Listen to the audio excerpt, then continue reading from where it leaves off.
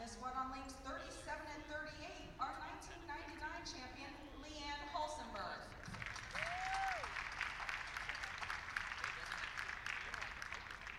Our 2001 champion on lane 29 and 30, Carolyn Dorn Ballard. On lanes 35 and 36, our 2006 champion, Shannon Plahowski. On lanes 15 and 16, our 2011 Queens champion, Missy Parkin. And on lanes 43 and 44, 2014 Queens champion, Maria Rodriguez. This morning, the athletes will bowl 5 games of qualifying. A squad will return tomorrow at 1 p.m. for their second set of 5 games. And then again on Saturday at 9 a.m. for their final qualifying games. At the completion of A and B, the top 63 players plus the defending champion Diana Zabialova will advance to the double elimination match play competition Sunday morning. At this time, we now ask that you please rise for the playing of the national anthem.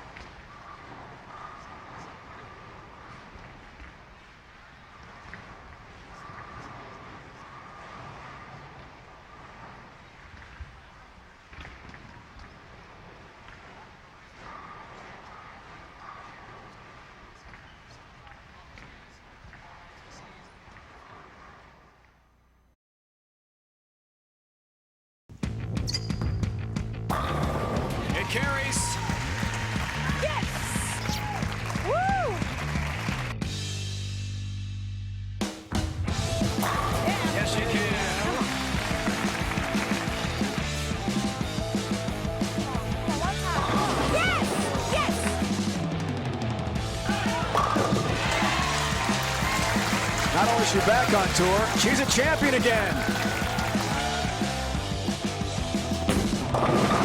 Yeah! The legend. Here's Sharon O'Keefe. Incredible. What a moment for Sharon O'Keefe.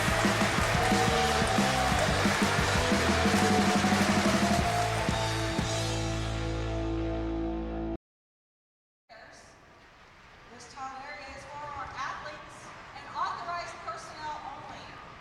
Please do not enter the field of play for any reason. Also, the staff here at the National Bowling Stadium kindly ask that you keep the stairways clear. Please do not sit on the stairs. As a reminder, we have an exclusive agreement with PBA and Extra Frame for the live streaming of all PWBA events. Please do not live stream from your personal devices. All right, bowling fans, pick out your favorite athlete this morning. Cheer her on. Ladies, arrows are up. You have a full set of pins. How about a great send-off for A Squad's first round of competition at the 2018 USBC Queens. Good luck, ladies.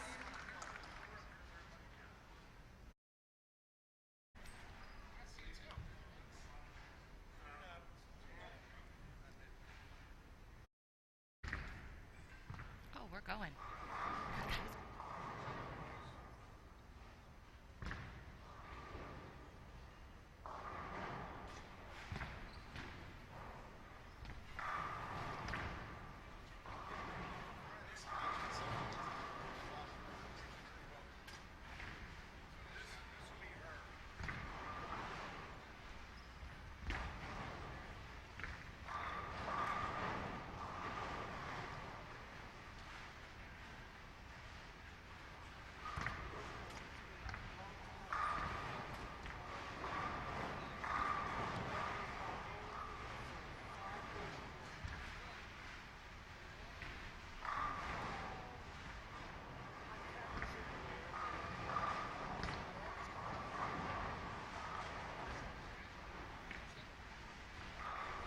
And welcome, ladies and gentlemen, to beautiful Reno, Nevada.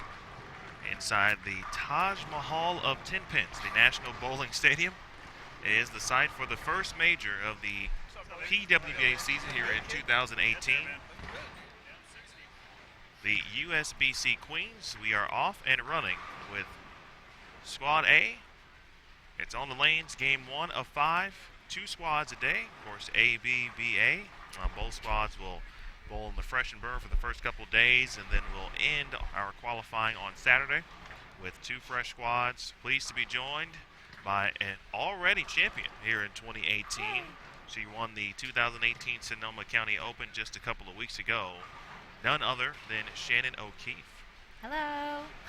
She gives a very faint hello. I know she wants to do more than that. She did get 2 cups of coffee, folks. I did, so be ready. So she might be warming up at this moment in time. But we appreciate you tuning in. We'll have guests throughout our week of qualifying here. Of course, match play will begin on Sunday. 64 players, including the defending champion, who is Diana Zapialova, winning, of course, in 2017 at the Raising Cane's River Center last year in Baton Rouge, Louisiana. Pleasure to be here with you. We look forward to some great bowling. I'll start off with Shannon from a practice perspective. Obviously, practice yesterday, you had a chance to bowl. What should we potentially expect from a lane playing perspective? You're going to expect to see a lot of the women playing closer to the right, closer to the gutter. Probably not sliding much further left than 20, probably even further right than that on the fresh. Probably using stronger asymmetrical balls with a little bit of surface on it. We're bowling on 38 feet this week. Kind of medium volume, but this facility tends to play a little bit tighter down lane. So even though it's 38 feet, you're not going to see that really hard motion off the back. And so I expect you'll see more girls playing further to the right to start, and then just kind of transition left from there. Where, obviously you haven't bowled yet. You bowled B squad today, but where will you be in that area you just talked about? Potentially. That's the plan. Not to give it away, but. That's the plan. Yeah, I don't take practice session as Bible, as gospel. I take it more of kind of seeing what looks good, what balls most certainly don't look good. You can tell a lot from that, and then getting kind of an idea of breakpoint wise, across the center, seeing some characteristics across the center, but definitely being open-minded that it could change from day to day, and not even just day to day, squad to squad. We see that in the regular tour events throughout the season, that just because it worked in the morning squad, it may not look very good in the afternoon squad, even though you're bowling on the same pattern and it's the same. It's fresh again. Sure. So, yeah, that's the plan. Okay, perfect. I like that plan. If it were me, that'd be my plan too. Yeah. It carries. Behind lanes, 59, 50, 51, and 53 and 54. Got an array of this week on 49 and 50. Megan Kelly, Sharon and Lehmann Sentosa from Indonesia, Gabby Mayfield and Carrie Smith on 51 and 52. Aaron Zaprinsky, Novi Fang from Indonesia, Liz Culkin, and Jessica Aiza. And on 53 and 54, Natalie Goodman, Alice Stribber, Megan McGinley, and Alicia Larizzotti. Well, that is very nicely done on the pronunciation of those names. Well, who says they're right? I don't know, but it sounded confident. We went through that a little bit last week, just to, especially with our Team Indonesia players. Yeah. And speaking of them, obviously you had a chance to bowl. You saw them compete last week. Yeah. And you bowled against them in World Bowling Competition. Yeah, just recently, actually. Your impressions of them? I thought they came out and bowled very well. Very talented. It was awesome. Very talented group. They just keep getting better and better. The Asian zone in World 10-pin bowling is getting stronger and stronger and stronger. And so they've been coming over here preparing for the Asian Games this year, which is really, really big for them. We've been told at times that it's bigger than the World Championship for them. And so being able to have events like this during this time of the year for them to prepare is pretty awesome. So it's really cool to see them come over and be able to compete and then be able to do really well. National Bowling Stadium, again, is our home for the next, let's see, what's today, Thursday? Our live TV show will be Tuesday night. Be sure to keep that in mind, folks. Tuesday night, 8 p.m. Eastern on CBS Sports Network.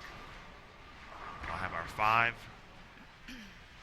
TV finalists. Last year, of course, with Diana Z, in a sense, getting over the hump for her, which was just not making TV in the previous season, and she did that and won her second tiara, which obviously not a lot of people have won too, and she's looking to win 3 in a row. And I know for you, Shannon, what does this tournament mean to you? If you can, not only bowl well, but obviously to win it. What does this tournament mean in that regard? Well, I have goals that I want to achieve throughout my bowling career, and one is to win every major that is hosted. And so to be able to win this one would just be another kind of check mark next to my lifetime goals of my bowling career. But this tournament is really hard to win. And so to win two, it's really impressive because you may have the best look out there and not win. And people are like, how is that possible? But it's all luck of the draw in where you qualify, who you're bowling against, on what pair, and when you're bowling against them. There's been multiple times throughout my career in this tournament where I've bowled 740 and had the second highest set in that round of matches and lost because I was bowling the person that had the highest set. And then you look at the pair right next to you and you have somebody winning their match shooting 540, 200 pins less than you, and they're winning, and you're like, come on. But that's just nature of the beast of this tournament, and I think the most important thing in this tournament is when you are bowling those matches to have those blinders on and not get flustered at the fact that you may be bowling really well and losing, and that there's people on either side of you kind of struggling and they're winning, because that just can mess with you even that much more. So this tournament's really, really hard to win. It's a lot of fun. I think going head-to-head matches is exciting. So it's a lot of fun. I'm excited to get out there and hopefully qualify so I can get into those matches. And I know, qualifying at this event is, I think sometimes it could be assumed, right, for certainly players like yourself of that caliber, that you would automatically make the bracket. But, sometimes it can be a little tricky. Oh, I missed it 2 years ago. You know, so. it's certainly not a given by It any is means. not. No, it is not. Especially because you see so many more people coming out to this event than you do the standard events, and so people attacking the lanes differently, and people viewing how to go about things differently, and so it can get tricky at times, and so we'll see. It'll be interesting. A lot of times in this event, I do notice that throughout qualifying, you tend to play a little bit further left, and then as matches go on, people tend to migrate back to the right. But I don't know if this pattern is going to be conducive for that. So time will tell, I guess. Interesting. Should keep that in mind. So far, on our featured pairs, we see Alicia Larazani with the front three. Just looking across here from a scoring perspective. A couple players with a couple early strings. Yeah. Brianna Cote with the front four. How well is she bowling right now? Very well. Yeah. She led last week's Fountain Valley Open and was the #1 seed into the step ladder, unfortunately losing to Danielle McEwen, but she was very good. And then just a few days ago, she It carries. Here. Yes. Woo! So it's just really cool. She is a Yes, you can. to get back there, and so to see the hard work that she's putting in and to see it pay off for Reno is pretty awesome. Excited for her. Not only is she back on tour, she's a champion again. How do you kind of manage to do anything differently? The legend. Yeah, and you feel like you live in a bowling Here's alley. Sharon O'Keefe. This is different. There's so much out. Incredible. What a moment for Sharon O'Keefe. Games qualifying in a day. Now we're down to 5. So yeah. Thank goodness we're in Reno and over at the Tri Properties, which is the Eldorado, Silver Legacy, and Circus.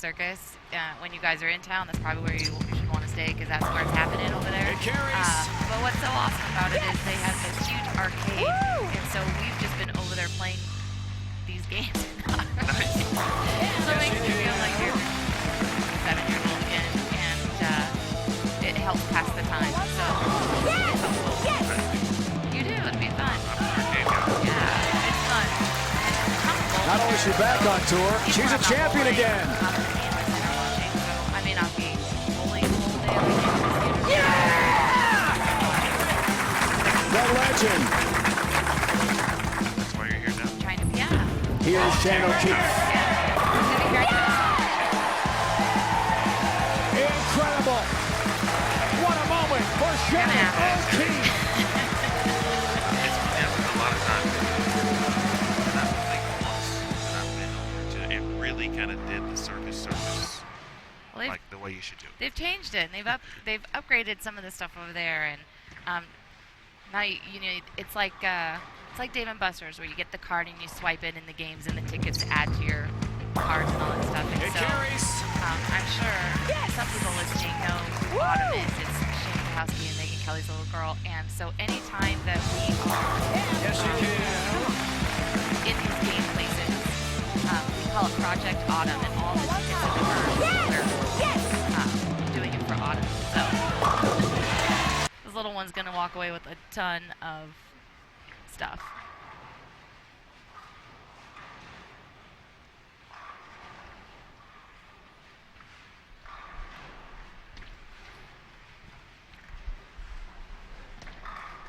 Early here in game one.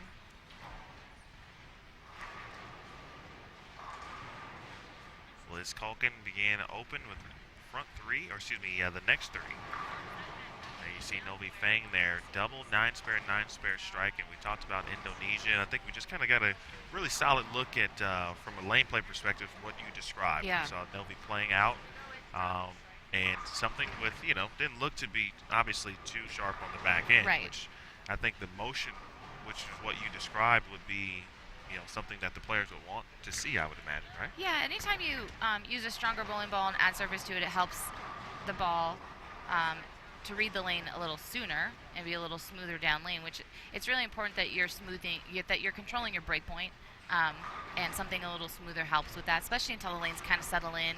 Not a lot of spares are thrown in practice. And so there may be a lane here or there that is a little sharp, but it'll eventually kind of smooth itself back out. And so you definitely want to manage that, and you manage it with the correct bowling ball choice and the right surfaces.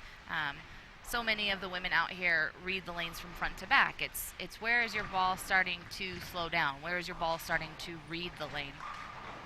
And that happens front to back, not necessarily right to left. And so you can manage that with surface, ball speed, hand positions, things like that. Because there's going to be so many women using stronger stuff playing further to the right, that front part of the lane to the right is going to break down really, really quickly, I would think, because we're not bowling on a massive amount of oil. So that's when you're going to start seeing the women migrate left, and then it's finding that ball that maybe isn't as smooth off the spot, but it might come off the spot a little bit more, or they can get their hand around it so it comes off the spot a little bit more. So there is going to be some tricks of the trade that need to happen as this qualifying moves on. The biggest thing is when you are bowling on a pattern like this where the majority of the field is playing to the right, they're going to break down the front quicker.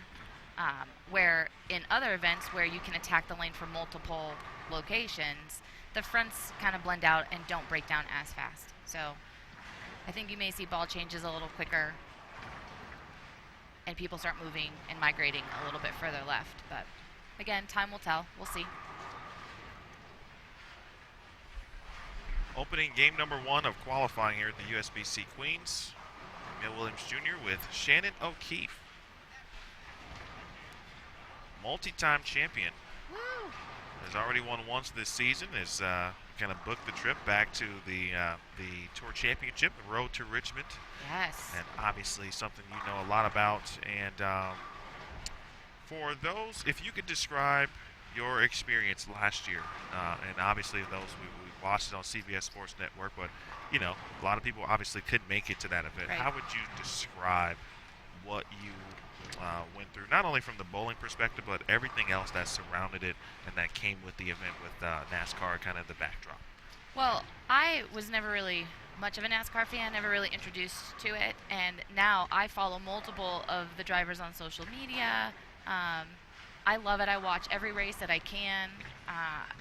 It really opened my eyes that, you know, we always just kind of joke that, you know, wow, it's just a bunch of left turns. But, man, those guys, what they go through is insane, and I didn't realize until I was kind of in it. We had hot passes, and what that means at a race is that you have access to go down into the garage area where they're working on the cars and where their trailers that haul the cars to each race are there, and the drivers just are walking right there with you, and then we were able to get right up next to pit row where the cars come in for tire changes and all that stuff, and it was absolutely insane to see these guys jump over these walls and do what they do on these cars in 12 seconds, and you got to be athletes to do that. And so it really opened my eyes to this world that I didn't even know existed. So that was pretty awesome.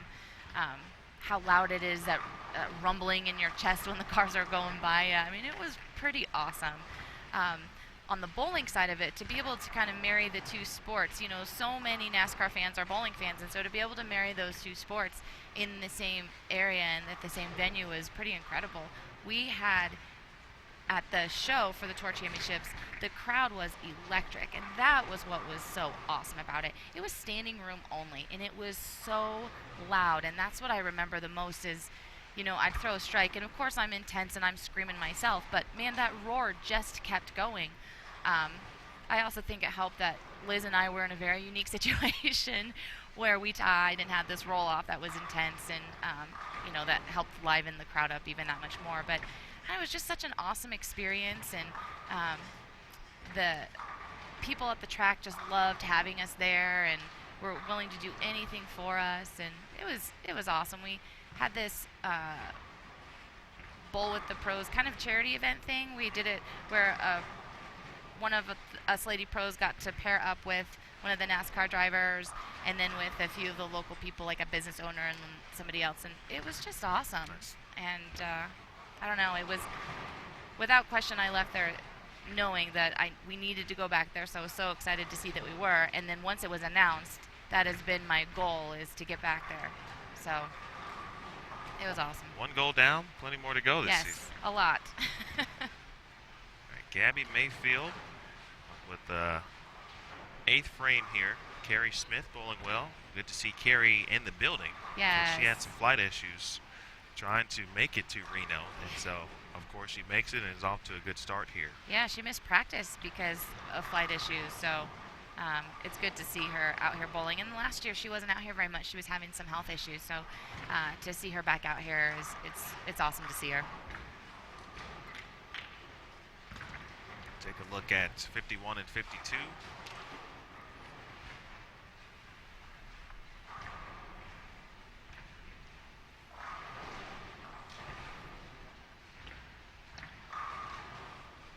Talked about Novi Feng earlier and where she's playing, and it's certainly working. Double, 9 spared, 9 spared, now a 3-bagger. We'll see her up here at 51. Good shot there from Erin Zabrinsky, and she leaves an 8-pin. It's just not nice. I've learned about myself in the past 2 weeks that I don't like 8-pins No, it's not at all. nice. Working with Craig the last couple of weeks, he has made me realize, and it's something that you don't even do. Like every time I see it, it's like a part of me just leaves. Like I don't want to spoil Infinity War for those who haven't seen it. But if you've seen the end, and some of the Avengers start to kind of disintegrate, that's what I feel like when an 8-pin, when someone leaves an 8-pin. That's hilarious, actually. And the fact that you're not, like, physically throwing it.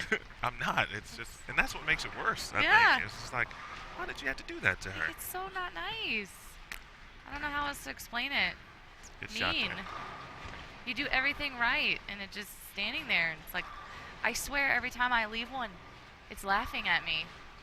I think I hear it. Not nice. Good spare there from Zabrinsky. Now 3-6-10 here for Novi Feng coming up. Again, just game 1, folks. Game 1 of 5. Appreciate you tuning in. Get settled in. Today is Thursday. So what's happening? What would you normally be doing on a Thursday? I guess outside of the tour perspective. Outside of normal life outside of tour, it's all about bowling. So I coach collegiately at McHenry University in Southern Illinois, and so a Thursday, it would depend on the week. If we are traveling to an NCAA event, Thursdays are our travel days, so we'd get to the venue and we'd practice and then get the girls some dinner and then settle in at the hotel, and hopefully they'd be getting some homework done. That would be a typical Thursday. A Thursday where we're home and not traveling at all would be going to the office, going to the bowling center for practice with our girls and then our guys, and then headed home and hopefully get a workout in and a nice dinner, and then kind of start all over the next day. It's kind of Groundhog's Day for Brian and I. Nice. So a good shot there from Jessica, and another good shot here from Liz Colton. Good shot in the 8th frame. What's a typical Thursday for you? Outside of the tour. Outside of the tour. Yeah. Whatever is going on at HQ. Yeah. On a Thursday, that's it. That's necessary. Yeah. Not as exciting as the traveling coach, certainly. We could be shooting something in house. That's always exciting. A possibility, actually. Yeah. What else could be happening on a Thursday? It could be a travel day if we were traveling to stream a collegiate event, actually. Yeah. So that's a very good point. What else could be happening? Could be haircut day. Take your wife to dinner day. Yes, that's actually, that's daily. Okay, well that's good. That's a daily something that we try to do. Oh, that's good. That's nice. Do you guys cook a lot? She does. Yeah, there you go. Because I'm not the cook. And Yeah. so, do I eat a lot? Yes. Yes, she's fantastic at that. And so, I tend to enjoy what's being made. Joe says, hey, what do you want? What's your favorite? Or when I'm home, I'm like, whatever you cook. Whatever it is, anything that's not on the road. I've literally never been disappointed with a meal she's made. Nice. And now that I say that, I'm just putting Whatever. more pressure on her. She can go buy some recipe books. She's awesome. That's awesome. Prinsky. Good stuff. That's some solid Lots stuff. of nines there. It is. 9 spare. Kind of similar to, was it last week or Sonoma County? I actually can't remember now. But we saw a lot of 10 pins. Wrap 10, wrap 10, wrap 10. One day was 8 pins essentially. And when you have this kind of early in a game, and it can happen obviously at any point in the block, but Yep. is that any sign of something particular, or is it just the way the pattern is kind of being played currently and you know it's going to change at some point? I guess it depends on what it is. Is it a wrap 10? Is it a flat 10? Sure. There may be subtle adjustments. It may just be a speed adjustment. Hopefully, if you're leaving a lot of them, hopefully it's not signs to come, because that could lead to a very frustrating day. But when you are leaving so many 9 counts, it could just be that on that pair, for some reason, your ball isn't wanting to go through the pins the right way, and you switch pairs, and all of a sudden you've got the front 5. It really could be a subtle thing like that. The most important thing is to try to stay patient, especially when you look up and you look around, you see multiple people with 3-baggers or 4-baggers. It's hard to stay patient, and that's why it's been my challenge this year, is to stop looking around and just focus on what I'm doing, control what I can control, because, man, it's so frustrating when that's happening. Here's Megan Kelly, 10th frame, 4-pin there for Megan. Megan, a pretty solid game on open in the second. Of course, she shot the first 300 game of the season in Las Vegas. Yeah, that was awesome. Week 1, shoot 300. It's a lot of fun right there. We've talked about Megan, and to me it looks like I think she's been throwing it pretty well. Yeah. And I know you've known Megan for a while. Yeah. Do you? Yeah, man. To me, she looks like she's kind of close to that aspect. I think she is. Would you agree? Yeah. Okay. Yeah, I think she's close to being, she's always that one that's like right around that 32 number, but I most certainly think that she's talented enough to consistently be in that number. She's close, and I don't know if it's a confidence thing. I'd like to work with her a little bit more one-on-one, maybe not even just bowling, but just chatting and just giving her some of the secrets of things that have helped me a little bit, and because I do think that she's so talented and that she can get it done. So yeah, I think her ball roll, particularly to me this season, has just been excellent in a sense, and you can just kind of tell, and that's one of the cool things I do like about being on tours. Over the years, you really start to hone in on players and what they like to do, tendencies, and then you can also see the progression. Yeah. And to me, it's just like, okay, Megan's really close. She is close. Yeah. Yeah, her biggest thing, ball roll wise, is at times her rotation is too high. So a lot of times what happens is when your rotation is really high like that, your ball wants to naturally push through the front part of the lane. So earlier I talked about it's really important to control where your ball is reading from front to back, not necessarily right to left. So what happens is a lot of times her ball, when it gets to the break point, it comes off the spot a little too hard. And so it forces her feet left, and then being left, then she gets into that flat 10, ring 10 zone, moves a little bit 4-pin type thing. So that would be the only thing with Megan, is trying to get her hand under it just a little bit more.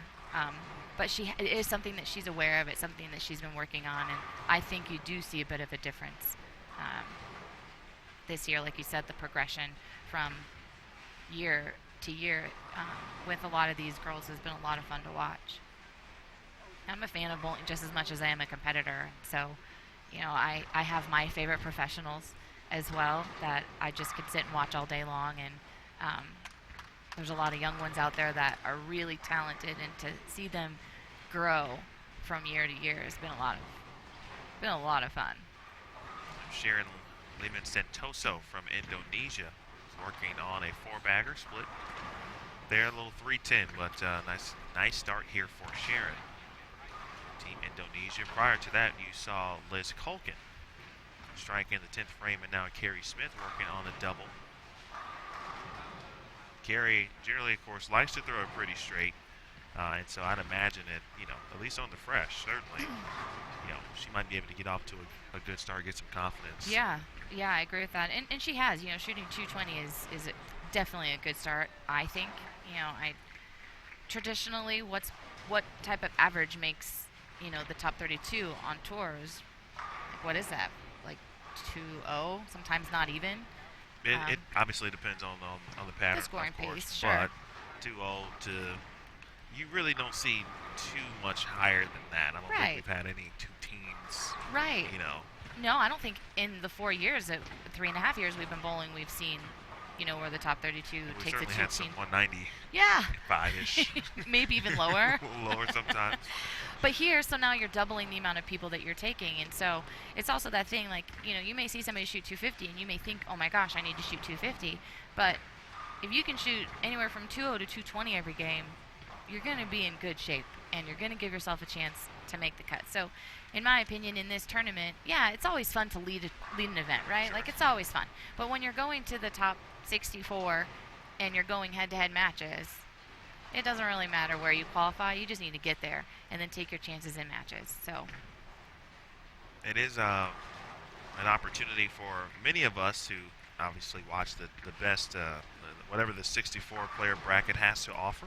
We certainly hope Shannon obviously is in it, and she does too. We hope you're in it as well. Yes. We will be here. Shannon is with us, scheduled till, let's see, what we say, 10 Pacific time, a.m.? Yeah. But, if you want to hang around for a little bit, you can. We've got a full schedule of players for the next couple days, folks. So be sure to look out for that. And have some questions ready. I'll tell you who those folks are in just a second because, to be honest with you, I've forgotten some. And but I've been busy, and so sometimes it happens. So, but I will ask Shannon, when game one's over, yep, and no matter what happened, if someone shot 220, 180, 190, and I know that for you, writing in the journal, yeah, and kind of keeping those notes. So from game to game, is that what we're thinking about? Like what worked on this pair? You take a little note. And it is very important. Yeah, it's very important because.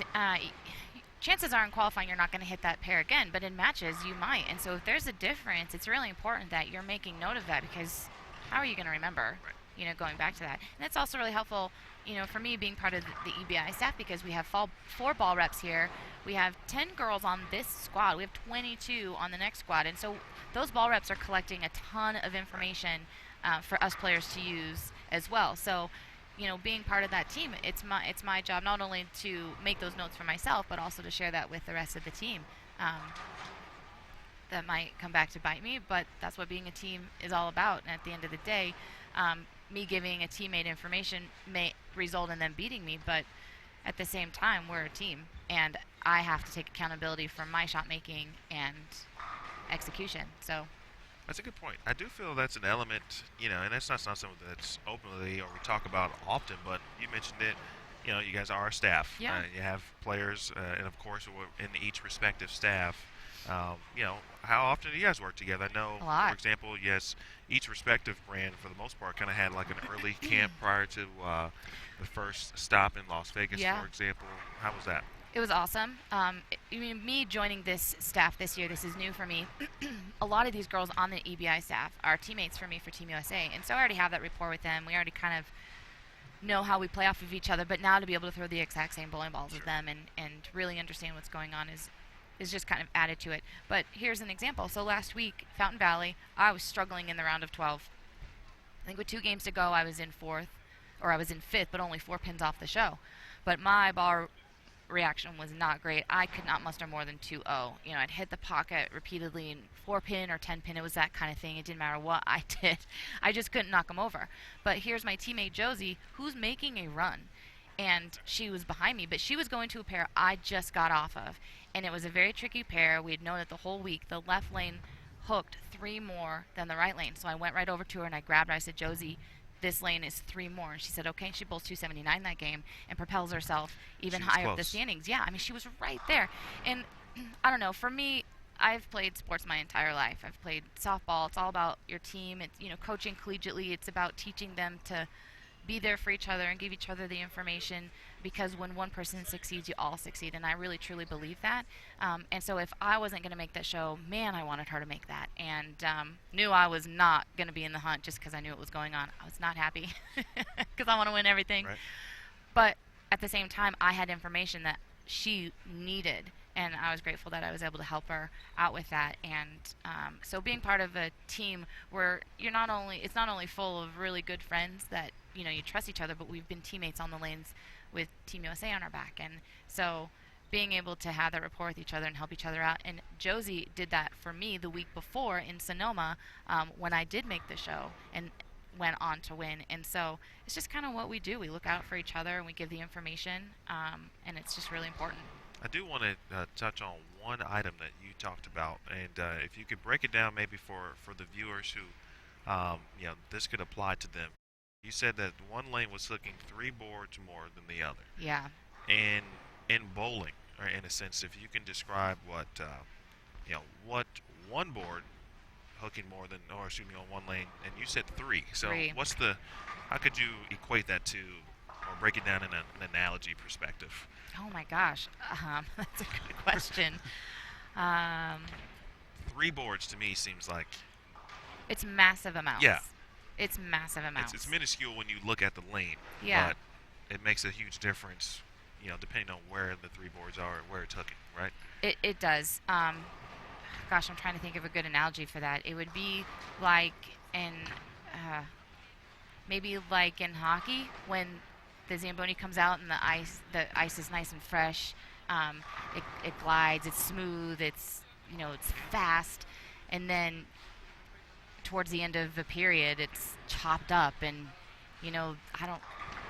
their skates don't. I can see that vision. Yeah, maybe something like that. And so it's just really important that you're paying attention to that, because you may need to alter. I don't know hockey that well, so I don't know if they have to alter the way that they. Maybe it's just subconsciously, they have to dig a little bit harder, or stop differently. I don't really know. People listening probably think I'm a loony bin, but but I don't know. It's just so different. One board difference is, in my opinion, a lot. So when you're getting to the 3, the 4 board zone, it's crazy amounts. I mean, it's to the point where if you played both of the lanes the same, so let's say you played both of the lanes like the hooking lane, you'd hit the pocket on the one lane, and then you'd go over to the other lane, and you wouldn't even come close to hitting the head pin. You'd be smacking the 3-pin in the face, or vice versa. You get lined up on the right lane where it's really, really tight, and then on the left lane, you may go runaway Brooklyn. That's the difference that we're talking. So massive amounts. And 2 weeks in a row in Sonoma and in Fountain Valley, there was multiple lanes where that was the case, and it was the case for everybody. I think I'm going to put in a request for a telestrator for an extra frame. Yes. We need that. We need a telestrator. I need a drawing. I need to draw. But I think that was, I thought you did a great job. Oh, thanks. And that was a tough question. Yeah. I felt that, when you say that, and we have a lot of viewers, obviously, who bowl consistently, bowl a lot of tournaments, and know exactly what you're talking about. But we also have viewers that, may see that but don't know how to apply it, maybe, and there's something that, they could have learned in that situation. Well, I hope so. Yeah, I think, where did you play, if you remember, or give an example, where you stood and where you're hitting at the arrows on the one lane that was 3 boards left as opposed to the other? Tell you where I was sliding. Okay. So on the tight lane, I was sliding into 23. Okay. And my eyes were 16, 17. We were trying to keep our angles really tight and really in front of us. So I know that sounds like super tight, but it was, because that pattern you needed to play, more up the lane. And then the other lane, it was literally a 3 and 3 board adjustment left, even though it hooked more. It didn't hook more. This is the weird part too. It hooked more, but it didn't mean you can just move your feet 3 boards right and then throw it to the same place, because you would do that and the ball would then, you could miss the head pin that way. Where it hooked more was in the front part of the lane, and so you had to manage that. It didn't hook more down. I don't know if this makes sense. It didn't hook more down lane, so it was, again, that front to back, getting the ball to read the right way. And so for me, it was 3 and 3 left. So sliding in 23 on the one lane and then 26 on the other lane. And also depended on what time of the day we hit that pair. If I hit it later in the day, it was sliding 33 and sliding 30. At one point in that tournament, I hit that pair. I had them 4 different. So Makes a lot of sense. So that spot was in the front of the It lane. was in the front part of the lane. I which don't know why. Makes it, it's difficult either way, but you've got to manage, as you said, maneuvering around that spot and then still hit where you're trying to get to down lane. Yes. Because, that's the down lane is not the hook this time. It's up front. It's up front, so you have to see that. But the biggest thing on tour is managing your break point. Controlling that break point. And what I mean by break point is when your ball starts to make its initial turn towards the head pin, towards the pocket. That's your break point. It could be at different distances depending on the pattern that you're playing on. The further the break point is down the lane, typically you want your ball closer to the head pin because that way it doesn't have to travel so far to the head pin because the lane is only 60 feet. So on a pattern like this, 38 feet, you can play a little bit further right because your ball from 38 feet to 60 feet, you have all that time for the ball to make its way to the head pin. Where last week we were bowling on, where were we, 46 feet. And so you saw everybody's break point. So here you're going to see people's break point more around the 4, 5, 6 zone.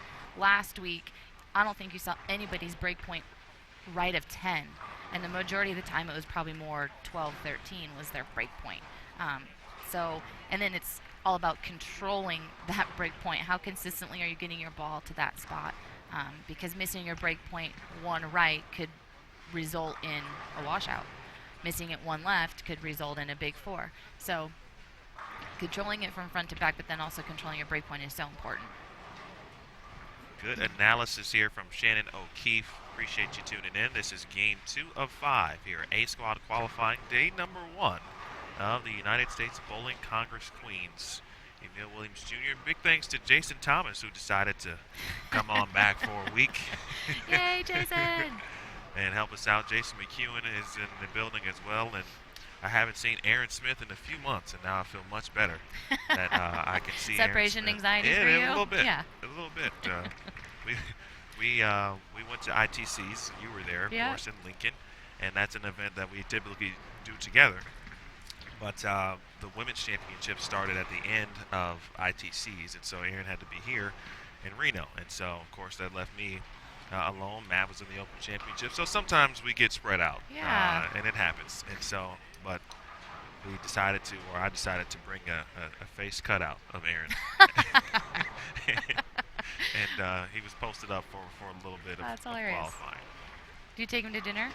I did not take him to dinner because I should have done that. You need to do that. I should have done that. Yeah. I didn't know how weird it could get at that point, though. Because then, who's going to pay the check? And, so just not sure how that was going to work hilarious. Jason will pay the check. All right, we are looking at 51 and 52. Stefania Cobo from Wichita State, representing Team Puerto Rico. Yeah. And also, of course, the tour very international, but the Queens historically has always brought about the best in the world, and it's no different this week with many additional countries than what we normally see even on tour represented this week as well. So we always look forward to that portion of the tournament. Yeah, and Estefania, her sister is Mariana. I want to say Mariana Ayala, but she got married. And so to be able to see the sisters out here competing together, I just think that that's the coolest thing. I don't have a sister outside of Stephanie Johnson because we basically are sisters. So to be able to compete with, like, if I had a sister and was able to compete with her out here doing this, I just think that would be such a dream come true. So anytime you see family able to be out here and do this together, I think it's pretty neat. Yeah, you don't see that every day, no. which is pretty awesome. It's SRS Zetter, early 3-backer you just saw there, Cobo, with the open frame in the second. Ana Puentes from Colombia. She bowled a couple of events last year along with Juliana Franco. I saw Juli here as well. Yeah. She made a couple shows last year also. So the Queens, in a sense, sometimes, obviously the tour started in Vegas, but, for various reasons, whether it's work-related, a lot of it generally is work-related, but sometimes it seems like the tour kind of starts at the Queens because then everyone else who maybe couldn't make it for whatever reason the first couple stops, now is here, and they're kind of here for the rest of the season. Yeah, and I think you'll see even more this year because of all the girls graduating from college. I got to bowl the women's championships, and I bowled with 2 of my girls that just graduated.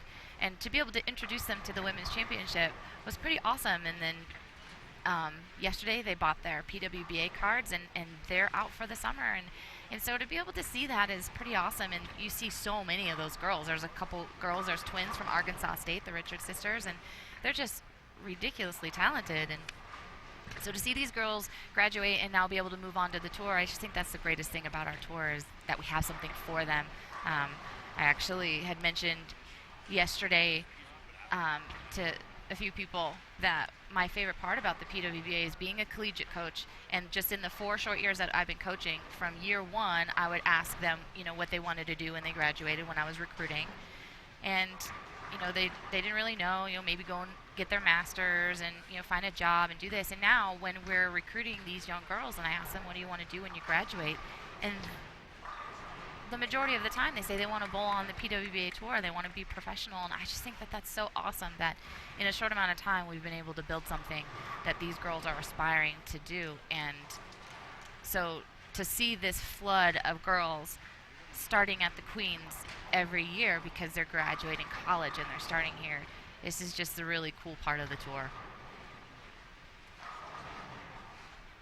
51 and 52. Natalie Dutton, Maria Jose Rodriguez. We mentioned Johanna and Estefania. There is Natalie. She bowls for Wichita State as well. Maria Jose Rodriguez. Such Former a great champion. player. Indeed. You mentioned it. You hit this it event. That's right on the head. It's very in this early building, right? Yes, I believe so. Yes, and very young too in her, Yeah. she did it in her career. And obviously, if you win this event, whenever you do it, it's it would mean I would think the same. Yeah. Depending on whenever it happens. But I just admire her. She had a great career. Was coming off right at that collegiate perspective at Maryland Eastern Shore, and now. Yeah, certainly has turned to one of the most consistent players Without question. On tour. Yeah, she's always in the mix, and she's always in the mix for the top 12. And that top 12, is tough to make week in and week out, and especially now that the formats are longer. I mean, you need to be mentally and physically prepared. And as the weeks will continue to go on, I think that's going to be even more important, is the physical side of things. And that's where, a lot of times people are like, bowling's not a sport. Well, you come out here and you bowl the same amount of games that I bowl week in and week out, with all the practice, and tell me it's not a sport. Say it to my face. No, I'm kidding. I'll back you up. Got my back. I sound tough. I'm really not that tough. Very good shot there from Kobo.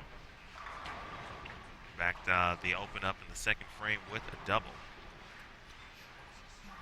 I'll switch over to Azeret Zetter.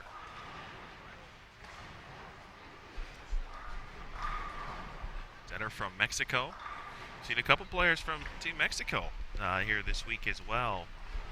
Of course, Sandra Gongora, Zetter now with the front 5. Gongora, a mainstay, of course, normal competitor on tour. Liliana Robles, as well. Tanya Lopez began her tour journey last year, bowled a few events, and is back again this year. And now, this week, I've seen at least 2 or 3 other players, including Ms. Zetter there from Mexico. Again, another extremely talented team in world competition.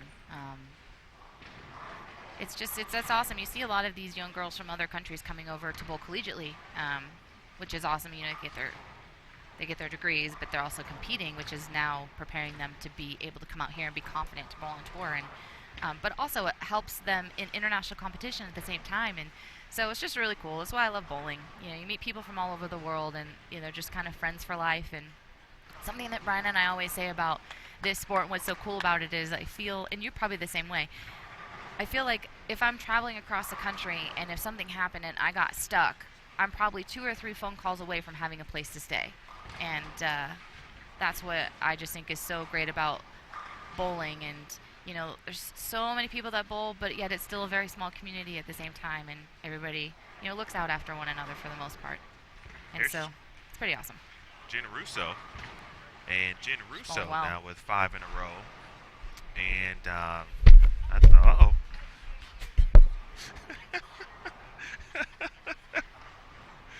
Whoa. Whoa. Whoa. Sorry. Woman down. That was really funny. That would have actually been way better if we had the talent cam on. I swear there's nothing extra in my coffee. First of all, I'm happy you're okay. Her headset fell off, folks. That's what happened. But That was hilarious. I'm more impressed that the coffee didn't go anywhere because that always scares me. Yeah, around all this stuff, my second cup of coffee's on the floor. Now, I would have been like, man, Shannon, I'm so sorry that coffee got on you. But I'm so happy that you didn't get it on that soundboard. Exactly. I have a 3rd-degree burn on my leg, but the soundboard is safe. We're good. That was a joke. Totally kidding. But you're okay? Sorry. Yeah, if Okay. that was loud, I apologize for anybody that was listening. I forgot what I was talking. Oh, Jen Russo. Jen Russo. She bowled pretty well last year, and she's another player that she bowls a few events, and she bowled 300, I believe, at the U.S. Women's Open, if I'm not mistaken, or close to it. Did she? I think so. Yeah, I'm pretty sure she did. And so after that event, I remember talking to her about it, and she said she had plans to kind of bowl more. Oh, good. This season. And we've seen her Yep. more. The thing with Jen is she's that type of bowler when she gets lined up and she starts striking, she just keeps striking. She strikes a lot. She does. Yeah. She's so nice, too. From New Jersey. Such a nice girl. Talked about Brianna Coates a little earlier. Now we get a chance to see her here on 49 and 50. She is joined by, again, Bree McPherson from Australia, who Bree also another player we've talked about in the last couple of weeks. Or two Brees, both on the same lane. One named actually Bree, and the other nicknamed Bree, of course. Is Bree for from Brianna. Australia? Yes, she is. That's what I thought. Yes, she is. I do recall watching her last year compete in a couple of events. And again, from a progression standpoint, and she is head and shoulders above where she was last year, and she's still only getting better. Yeah. Of course, finding her way here on tour. Yeah, and I think that's the most important thing is, it's hard to come out here and kind of take your lumps. It's really hard. It takes sometimes swallowing your pride and your ego in order to do that. But if you want to compete at the highest level and you want to be the best you can, you have to do it. It's really frustrating at times. Last week I was really frustrated and disappointed with my performance. I know that sounds really silly. I finished 6th, but I was really frustrated by that. And it took me probably 2 days to really look at the positive and be able to find what I learned out of that.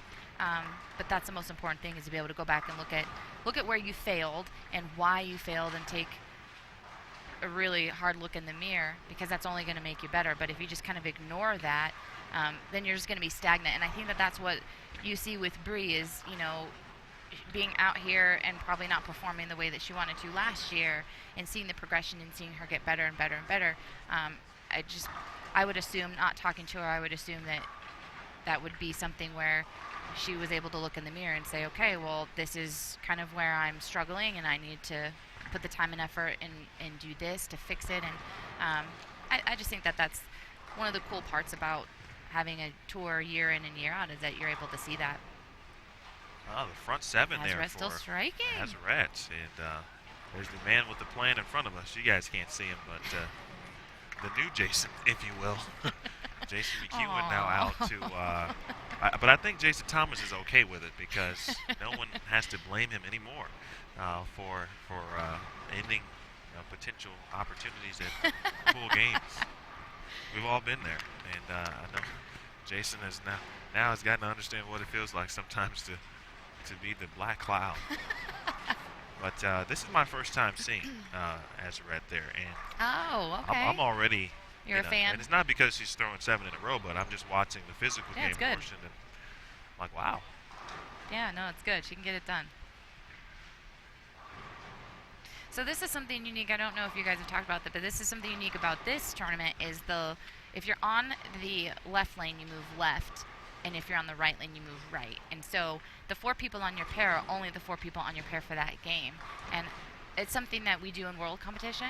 I absolutely love that because you're not always following the same people, because we don't always cross the same number of lanes either. So it's not like a traditional skip 2 pair, land on the 3rd, and you're just always following the same people. It's not. It's different. And so that's what I really love about being able to move all over the place, because there is a such thing, it's kind of the elephant in the room that you don't ever want to talk about. But sometimes you can get a not great cross, being, maybe not even who you're bowling with, but who you're bowling next to, or who you're following. And so this kind of eliminates that a little bit.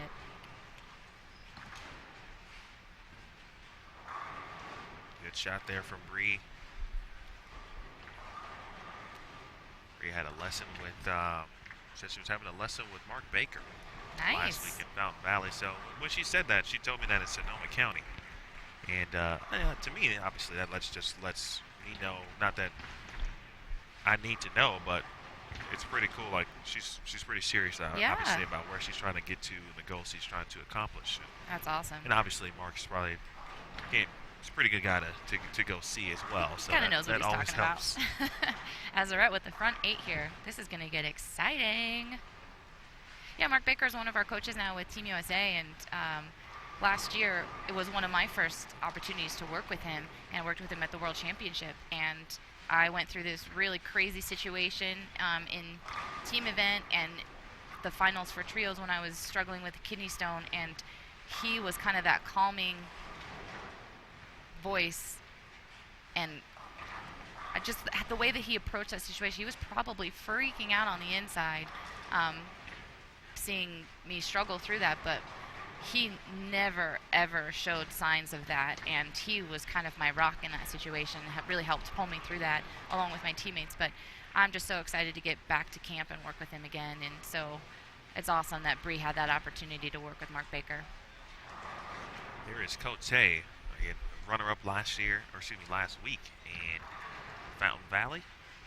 Going to get the 10 to fall. But Brianna mentioned, we talked a little bit last season, and it didn't start the way she would have liked last season. And I was going through a couple struggles. She ended up dropping ball weight from 15 to 14. Right. And she thought she could see a little different motion. And she tried it with one ball, liked it, and then coach drilled up a couple more, and then had some great success toward the end of last season. Has she stuck with that? I don't know, but we've got to ask her now. I mean, I know she went from EBI to Storm. So it's really cool to see when somebody switches staffs like that, to see them have success quickly. I know as a player, it's comforting to know that you made the right choice for yourself in that situation. Not saying that the other was a bad choice for her, but probably putting my foot in my mouth. No, you're okay. I mean, it's a different. It's different. It's different. It's a transition, obviously, It is. and obviously. Yeah, I'm still learning. Mm-hmm. It takes a while to learn the different ball motions and shapes that you're seeing, and so going through that process to see a friend and competitor still be successful, it's nice. And she hasn't wasted any time, but I think you hit on it earlier. I mean, just the work part, the work ethic that she has and the work that she's put in. Yep. And she's consistently, whether it's bowling, in the gym, etc. So all of those things obviously play a role. And then, she started to feel a little bit more comfortable last year. And so is Jen Russo now. With she's got max 290 as we just saw her, and now it's a good cross right there. now that you're right. If they're moving right, then they get to be together all day. And that's that helps the confidence, I think, because obviously both players get a chance to kind of feed off one another. The crowd's growing as they can't see, or the viewers can't see to our left, but as you would expect. And I'm sure for some. Even players, or perhaps certainly some fans in attendance, hey, who's Azarette Setter? Yeah, I mean, if there's bowlers in the building for B squad, they're probably standing behind her watching. I know I am. We also got a note from Aaron Smith that Leanne Holstenberg has the front 7 down on 29 and 30. Lighten it up today. So you got your work cut out for you. No kidding, When you jeez. hit the lanes. Ooh, good shot. Great shot there. Wraps a 10 in the ninth. It's already some excitement, some fireworks here. Game 2 of 5. A-squad qualifying here. Neil Williams Jr. with Shannon O'Keefe, Jason Thomas, Jason McEwen, Aaron Smith here with you. Big thanks to our tournament staff, Greg Moore, Neil Milligan, Kathy Watka here on site. Big shout out to Kathy Kavicki. Not here this week, but she'll be joining us in Connecticut. Yeah. Which for her, she don't have to worry about a connection. Yeah, poor thing. Kathy has some trouble sometimes when she has to fly across country. Yeah, that's tough. You know, I'm in the Midwest, and I'm flying back and forth between every tour stop as well because I'm still working, and sometimes my travel is challenging. I can't imagine an additional couple hours on to the East Coast.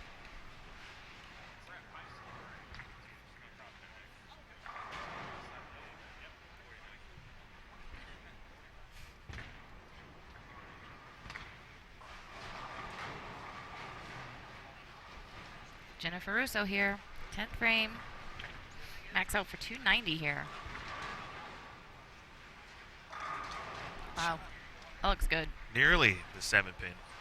But so you watched her that shot, and is that kind of what you saw from most of the practice session? Yeah, it is. She's sliding a little bit further left. Looks like 22, 23, but she has higher rotation, and so kind of what I was saying earlier about Megan Kelly, with higher rotation, it does force your feet a little bit further left because when it gets to the end of the pattern, it wants to come off of it a little bit harder. But she's managing that with ball speed and with a stronger bowling ball as well, so it helps kind of slow it down so it's not so sharp, but it's close to what I was thinking for sure. Break point's still the same, still 4 or 5 down lane, but just the way that she's getting to it through the front part of the lane is a little bit different than you may see from some other people, such as Carrie Smith. We saw Carrie sliding into 12 and shooting 220. So multiple ways to attack it. It's just a matter of controlling that break point. The break point for everyone's still going to be about the same. Front 10 for Leanne Holstenberg. Wow. Update. Messenger took out the 10-pin. I think we'll be able to find out by the applause. Russo. Wow. Money. Looking pretty good here. It was minus 17 after one game, but making that up and more. One to go. Well, I will be checking my cross to make sure I'm hitting 49 and 50. For sure. And what pair is Leanne on? Because that's important to know, too. She's on 29 and 30. Okay. Oh, so just right of the walkway. That's actually traditionally a really good pair. Here's the things when you're older, when you've been in this building a lot, you kind of learn that. Oh, I actually can see her score. She missed in the second shot of the 10th. Do you see that? She rolled 289? Ah, there it is. Yeah. It's pretty awesome. Leanne's been bowling very well to start 2018. She made the show in Vegas and shot 279 to get the last spot. That was awesome. The last game, and Sonoma, and then last week pretty close as well. Actually, was in kind of the top 5 for most of qualifying. Had some trouble towards the kind of the round of 32. Yeah. But I mean, such a timeless, not only timeless style, but it's great to see someone of that caliber. Obviously, we see Liz do it, we see Kelly do it, but Leanne before Liz, for example, was the best player on tour for a very long time. Yeah, so I didn't start bowling until I was 16, but when I started bowling, the PWBA was very kind of in their heyday. Well, yeah, for the most part. And so I would watch it, and it was on Thursday nights, and I watched that religiously. And this is before DVRs, right? And so we had the VHS tapes that we would record the show on. Does anybody know what I'm talking about? I'm sure if there's kids listening, they're like, what is she talking about? But Leanne, it seemed like she was on every show, and she was one of my absolute favorites to watch. And again, still to this day, I could sit behind her and watch her bowl. It's like it hasn't changed at all. It's just what she does is absolutely incredible. And so it's awesome to see her out here week in and week out. It's actually really funny. I was bowling the women's championship, skipping to another player, and Anne-Marie Dugan was crossing with us for doubles and singles. And so I'm bowling with two of my girls that just graduated, and then one from Arkansas State. And I said to those girls, I'm like, do you know who that is? Because you kind of need to know who she is. And they said they did. And it's something that Brian and I have kind of said that we want to start doing with our girls is really start teaching them who these women are that are paving the way and have paved the way for them. It's important that they know the Tish Johnsons and the Alita Sills and the Anne-Marie Dugans and the Leanne Holzenbergs. It's important. So it's important for them to not only know who they are, but then also to be able to compete with them, and that's pretty awesome. But those women, man, they did it. They were 32 weeks out there, and those were full-on weeks, and that was the complete grind. And so to see her out here and still be successful is just awesome. And I'm just so grateful that I'm able to show up with her. I mean, she's a legend and was one of my absolute favorites. And so to be able to be out here and not only be a competitor alongside of her, but a friend is truly, truly a blessing. Setter got back on the strike train in the 10th frame. And so looking for one more for 279. So we'll have 289 Jen Russo finished with. And wow, 279. I think striking it up. That's got a little room out there. Looks that way. Look pretty comfortable on 49 and 50. So we'll keep an eye on that pair. I'm looking. That's a great double score, by the way. Yeah, right. Speaking of doubles, big shout out to Robin Romeo and Jenny Nacarado for taking the diamond doubles lead here at the USBC Women's Championships. Yeah, two more legends right there, yeah, just kind of showing the youngins how it's done, right? That was pretty cool. I saw the video that Aaron covered and posted, and that story is available, by the way, on bowl.com if you check that out. A lot of movement in the standings. Had a couple 300 games yesterday by Lindsay Boomersheim and Deandra Asbeatty. It's always a fun week at the Women's Championships. It's fun all the time, and if you have not been, certainly, ladies, please get your teams in, get ready for next year as well. But when Queens Week comes in, it's some things could go haywire, and we saw some scores yesterday. So yeah, it's pretty cool. That's fun. It really is fun. What's fun is to be able to, we compete against each other throughout the entire summer. So to be able to be each other's teammates for a day or two it's always fun. And like I said, being able to kind of teach and show the collegiate girls and introduce them to this historic, tournament and start their years of competition within the event is pretty awesome. My girls said that maybe next year they'll bowl the event with their moms, and I just think that that's so cool. Because I don't think that their moms bowl it, and so they were introduced to it this year and they loved it, and so to be able to say, hey, we're going to do this with our moms, that's pretty awesome. 23 and 24 all complete. We saw the final shot from Cote. Now Maria Jose Rodriguez. Kind of bailing herself out of a rough game here. 67 from Johan Fuentes. Cobo 233. Natalie Dunn shoots 222. That one a little bit outside, but on the fill. But again, as you mentioned, the 184. She'll take that. There's a couple opens there, so not too much damage, but some things that she can probably work with and move forward with as well. Speaking of the Women's Championships, this is the 99th year. Awesome. So, of course, next year, the 100-year anniversary of the USBC Women's Championship. So that's a really great idea from the that you just talked about, from your players to bowl, with the moms and that. Yeah. Especially in that anniversary type. I mean, that just seems like the right thing to do in a sense. That's cool. Hopefully, as long as I'm still allowed to continue to do it every year, it'd be awesome to, pull the girls out of the college ranks, and introduce them to that event.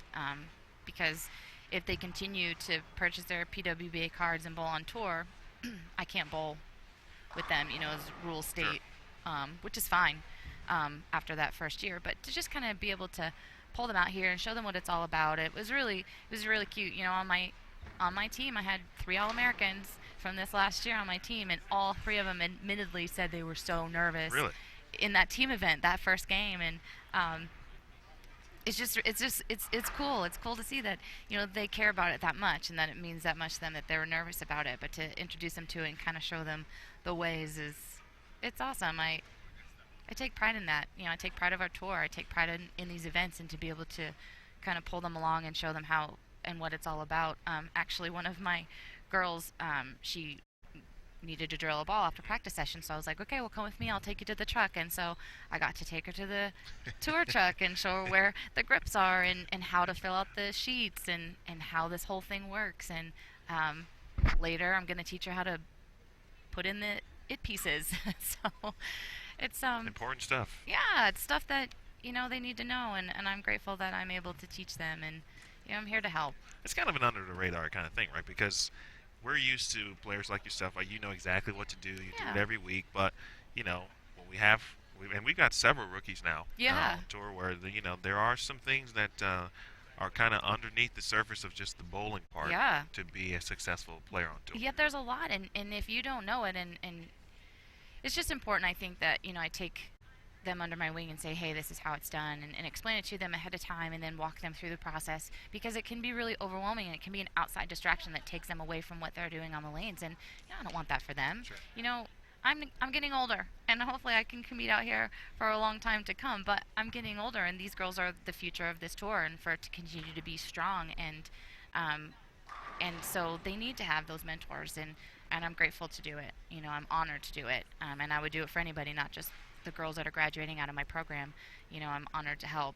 Just last week we were in the paddock, and one of the girls from Australia didn't know how to put her it pieces in, because something that people may not know at home is, so we have a tour truck and they'll drill the bowling ball for you, but they don't glue in the grips. If you're using interchangeable thumbs, they don't put those pieces in the ball for you, so you have to know how to do that. And so I'll help anybody. Different than like going to your pro shop. Yeah, pro shop, they just do it for you. Right. Yeah, they just do it for you. They hand you the ball, and then you go out and you can compete.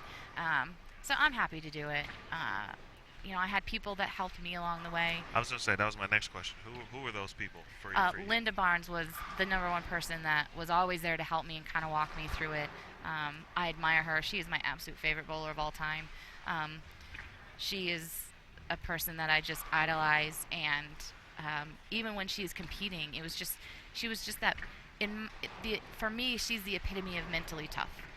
She was at one that you'd look over and you're like, man, she's struggling this game. You think she'd shoot 150, and then the next time you look over, she's got a 5-bagger and she figured out how to shoot 2-0 or 2-teen, and that's just impressive, and just mentally tough and never giving up. And something that we've kind of brought to McKendree is being mentally tough means that you just keep coming no matter what. You never give up. And so I've really tried to embrace that myself, but it's from Linda, and for her to just kind of take me under her wing when I was just a young pup on the old tour that was just not knowing what was going on. I'm forever grateful for that. And so if I can do that for these girls when they come out, then I'm honored to do it, and it's just kind of passing on the buck.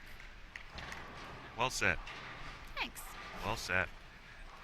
We've got a nice rookie class here, and we'll hopefully, and no doubt, we'll see them kind of develop, obviously, as the tour goes on the rest of this season. But over the course of hopefully their long and very extended careers on tour as well. As we get into Game 3, Shannon O'Keefe, Emil Williams Jr. We've got Shannon for about 40 more minutes, so we'll make those minutes count. Okay. Right now we are watching 49 and 50.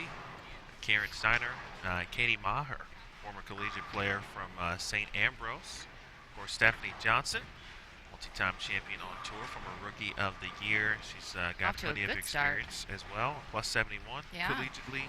And the aforementioned Juliana Franco from Columbia on this pair as well. I'll get one more point or question for you, Shannon, from the collegiate aspect. Sure. As a coach, collegiate coach, what, and obviously I know you talk about this all the time, but if there is a let's say that's a high school player who wants to be a collegiate player, and then ultimately their goal is, kind of as you mentioned, to go from the collegiate landscape to the professional landscape, what advice would you give those players at their respective ages? So the high school player, heading of course, into college, and then from college then to Okay. wants to get to the professional level. So the high school players that are wanting to go to college and aspire to hopefully be national champions at that level, I would say working on their spares. That will separate you from the rest in college bowling. It really will. It's something that we harp on our girls all the time at McKendree. We talk about it in just about every team meeting, and it was actually a really funny little story, if you don't mind me sharing. Sure. So this year we harped on them all the time, like, girls, you just got to be better than that. Like, that is not McKendree's way. And then we get to the national championships, and we're at the NCAA banquet, and our girls, I think there's like 92 NCAA programs in the country, and our girls won an award for highest percentage single pin spare shooting. Wow. And highest multi-pin spare shooting. And so here Brian and I are harping on our girls that you need to be better than that and da-da-da-da. And then they felt so good and so proud of themselves. And when they went up and got those awards, they were looking at Brian and I like, haha, like, it wasn't as bad as you thought. But then we had a meeting that night. We're like, oh my gosh, girls, we are so incredibly proud of you for doing that. I mean, to have that and to be able to do that in the college ranks as a team and as a program is awesome. But then we asked them, do you think that it was the best that you could be, or do you think that there's room for improvement? And they all said, no, there's definitely room for improvement. And so being an incredible spare shooter, I think, is extremely important. If you're a great spare shooter, you're going to play, and that's important. But then shot repeatability. Shot repeatability is really, really important. Being able to repeat what you're doing all over the lane is really important. Bowling on sport patterns as much as possible, because in college bowling, that's pretty much all you bowl on. So those are probably the three things: spare shooting, shot repeatability, and getting as much experience on sport patterns as possible. Then transitioning from the college side to the PWBA side, I would suggest that if they can throughout the summer, try to bowl while they're in college, 1 or 2 events, just so they can kind of get their feet wet, get that experience, kind of see what it's all about, because it is a different animal. With our format currently being the way it is, I believe that endurance and making sure that you're physically, mentally prepared for 16 games in one day and potentially 30 games plus all the practice and a pro-am in 2 days, that's really important. But you at some point have to transition to the educational side of the bowling, lane play, bowling balls, ball motion, and you can find so much of that stuff online. And so just really educating yourself. So when you come out here, if you have a ball rep who's trying to explain to you a symmetrical ball versus an asymmetrical ball, that it's not over your head. You understand what they're talking about. You can give input. It's just really, really important, because out here on tour, yeah, you have ball reps to help, but you may not see them for 3 games. And so if you're struggling, you need to have the knowledge to be able to kind of bail yourself out of a tough situation. And so the knowledge is, in this game, knowledge is power. So that would kind of be the progression in my mind. Sound thoughts from a national champion coach. So I will keep that in mind. We see a lot of players, for all the events that we go to, and you just kind of get to looking, and you're like, okay, maybe we'll see, this group of players right at the collegiate level, and then make the journey, whether it's PBA and obviously, of course, in our case, the PWBA. Right. Essentially, so, and we also get. Actually, I saw a tweet or question that whenever we have guests on, they would love to have guests on like yourself who have some collegiate experience, whether it's coaching, and they know we have a lot of coaches that compete, right, obviously on tour, and so to get some of that input, and that you can then help a younger player. Yeah. At some point is always great. Yeah, hopefully it helps. Sometimes I feel like I'm just talking just to hear myself, but hopefully it helps. Even if it just helps one person, I think it's worth sharing the information. As you know, like, I'm an open book. I'll tell you pretty much anything about me or my life, or my experiences and what's helped me and what's kind of held me back.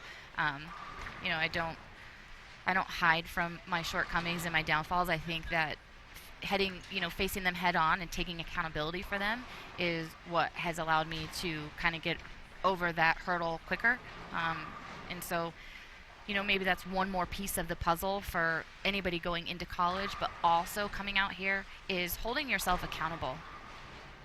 If I throw a shot and it's not very good, and I come back in college and tell my teammate, I really liked that, and then they make an adjustment off of it, now all of a sudden your teammate that was lined up potentially is not lined up. And so because you couldn't admit that it wasn't the best shot, now potentially is hurting your team and your teammates. And I know nobody does that intentionally, but that's the most important thing, is to be able to hold yourself accountable and feel the difference between whether it was a good shot or a bad shot, be able to recognize it, but then be able to admit it. And then out here on tour, that's the exact same thing. I'd mentioned that, I may go 3 games without seeing a ball rep, and if they come over to help me, they may only be with me for 3 or 4 frames. And so I need to be giving them valuable information. And so if I come back and they ask me, if I big 4 and I come back and they ask me, did you like that shot? And if I say, yeah, but I really didn't, but I say yes because I don't want to admit to them it wasn't very good, sure. Then they're going to try potentially moving me on the lane or putting a ball in my hand that may actually make the situation and ball motion worse. And so it's really important to do that. It's hard. It's not fun to admit that you didn't throw very good, or it wasn't a very good game, or a good block. Like, that's just not fun. But if you can do that, and not to the point where you're beating yourself up and expecting yourself to be perfect. Something we say to our girls in college, did you like that, or was that bad? And if they say, yeah, it was bad, and then if I say, well, was it bad, or was it good enough? Because it can still be good enough. Something we talk about. Last week I was talking with one of my ball reps, and I washed out on one lane and then big forward on the next lane. I'm like, what in the world? And to me, they didn't feel great. And so I came back. I'm like, they're just bad shots. And he goes, yeah, but bad enough to big 4 and then wash out, or vice versa? And I said, well, no, they weren't that bad. And he's like, okay, well, then let's make a ball change here. And we made a ball change, and I was able to recover and shoot 2-team that game. So it's not holding yourself so perfect that you can't make a tiny mistake, but it's also being able to understand and recognize between the good ones and the not good ones at all. I know it was a long explanation, but it's really important. 49-50, you see Steph J, 8-spared, 9-spared. You just saw another strike from her in the 4th frame. Okay, Juliana Franco, and then we'll check in over our lanes 51 and 52 here in a second. Juliana Franco made the show at the Pepsi PWA Lincoln Open. Mm-hmm. And Wichita, right? Was it back-to-back? Yep. So got a chance to obviously make her first TV show in Wichita, of course, with Wichita and Lincoln.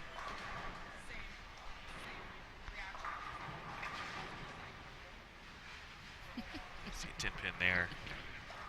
Let's take a look at what's going on over at 51 and 52. Ileana Lomelli, Macy Jimenez, Stephanie Casey, and Mallory Nunny.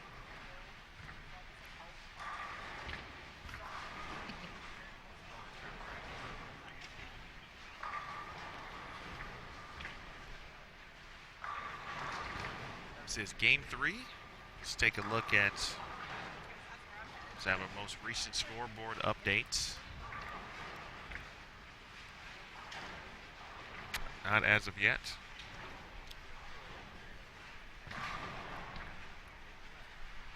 You're popular over here. Do you have a fan page? Do you have a fan page? Oh, God, no. Oh. Stop. I think we need to make an Emil fan page. No. Who's with me? No. No, it is not about me. It's really about you, actually. No, That's but my it is goal. about you. That's my goal. My job you do an awesome job. Is to make sure you guys, you ladies, you players are taken care of, and everyone is good and can see. And that's why you're such a great guy, Emil. But I don't want us to ever lose sight of what you guys do. I mean, these are long hours, and you're just sitting here talking about bowling and. Well, honestly, weeks like this are because it's weird, because I was talking to someone last night, And we all kind of go through it together. Yeah. Right? Obviously, you're bowling. Right. But we're watching, calling the together. action, and we kind of start at the same time. We kind of end at the same time. Right. We may be here a little bit earlier or a little bit later than you, but in the grand scheme of it, we all work together. Yeah. And so, yeah, I know we talked about kind of the differences between a standard event where it's kind of the sprint. This week is a lot of downtime, right. And so for us, is it this the is same? Like a vacation. No, this is vacation week. Vacationing in Reno. We can have a real dinner. Yeah, that's true. It's a little thing sometimes where it's okay, we get to eat dinner. It's nice after 3 grueling weeks to have a little bit of like a breather. Like you're still competing, but you get a little bit of a breather. It is kind of nice. Yeah, I could not agree more. Yeah. In that aspect of it.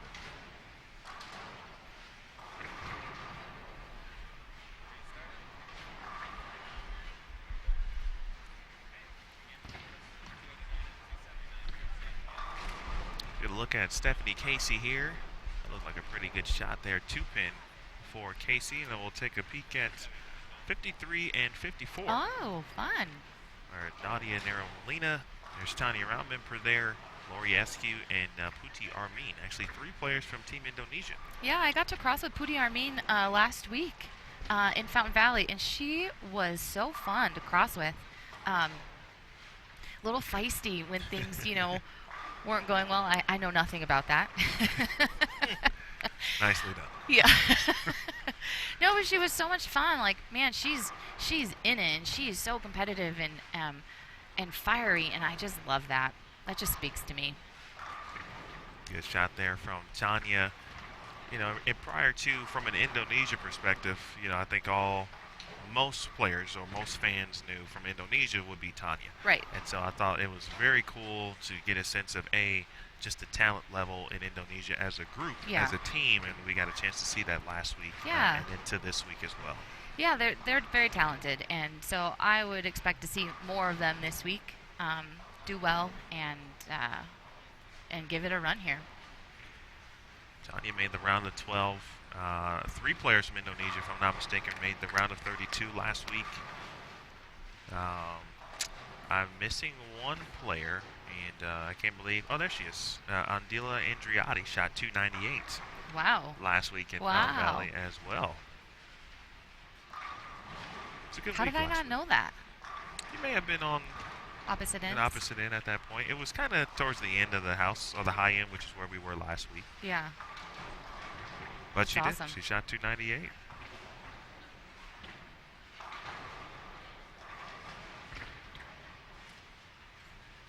You see pretty good frame there. Takes care of the spare. A lot of spare so far for her. 7 spare. We talked about it now. It's showing up again. 9 spare, 9 spare, 9 spare, 9 spare. Yeah, this is game 3, and this is where transition starts to take place traditionally. And so, you may see some people start to struggle a little bit, or you may see some people start to strike a little bit more than they did. So this is kind of where that transition typically starts to take place. So. Well, we got our first or our second scoreboard update, I should say. Of course, A squad after 2 games and after the nice 279 game as Red Zetter from Mexico now into the top spot at plus 74. Her crossmate today, Jen Russo, 289, of course. She catapults into second at plus 72. Stephanie Johnson, very consistent, 235, 236 to start. I don't know why I would expect anything less from Steph in that regard, plus 71. Carolyn Dorn-Ballard, 212, 255 in fourth at plus 67. Brianna Cote, 255, 205 at plus 60. She is in fifth. The aforementioned Adelia Indriati from Indonesia now in sixth at plus 52. Blair Blumenscheid, how about that? Nice. In seventh. I'll have to see Blair at some point. I didn't know she was bowling. At plus 48, social media guru over at Storm. Nice job. Stefania Cobo, who we watched, of course, in Game 2 at plus 47. In ninth, Stephanie Martins from Brazil. She made the round of 32 last week as well at plus 41. And Natalie Goodman is in 10th at plus 39. Nice. Well, check out the scores, folks. You can visit in 2 ways. Bowl.com/Queens. Again, Bowl.com/Queens. Or if you visit the Bowl.com homepage, we'll have a Queens slider for you. Be there, click that. It'll take you all to what you need, results, the schedule for the week. Is it also on the information. PWBA page? And Wow. Triple threat. and pwba.com/live Yeah. will get you to the same place. Also, we have a slider on the PWBA website on our homepage as well. Say USBC Queens and a very cool. Let me just show it to you. Okay, let me see it. I think it's the other thing that's cool too with this is there's live scoring. So even though you may not see them here on Extra Frame, you can find your favorite player through the live scoring link as well, which is pretty awesome. All right, so there's our nice Queens nice. slider there, and again, that's on pwba.com. So we've got you covered. Check it out. Both websites, so you shouldn't be able to miss anything this week. Yeah, we got check you it right out. here, Bowl TV on Extra Frame. We'll be here all week. CBS Sports Network on Tuesday night. So exciting! Our first live show of the season. Excited? Yes. I'm so excited. There's just something really cool about live TV. So I'm excited. And anytime you get to witness somebody being crowned a champion, I just love it. One of my favorite things in any sport, even if I can't stand watching the sport, my absolute favorite thing is watching somebody celebrate. Even if it's not my favorite team that beats my favorite team, there's just something nostalgic about it, and it's pretty awesome. Even this year in NCAA bowling, my girls finished second behind Vanderbilt, and even though I was heartbroken for my girls and to see the looks on their faces and the tears come streaming, and I was just, they were so close, but there was just something cool about watching somebody hoist that trophy, and so don't miss it. CBS Sports Network live on Tuesday night. Don't miss it. Regardless of who's going to be on that show, anytime you're crowning a champion and it's the first major of the year, it's going to be awesome.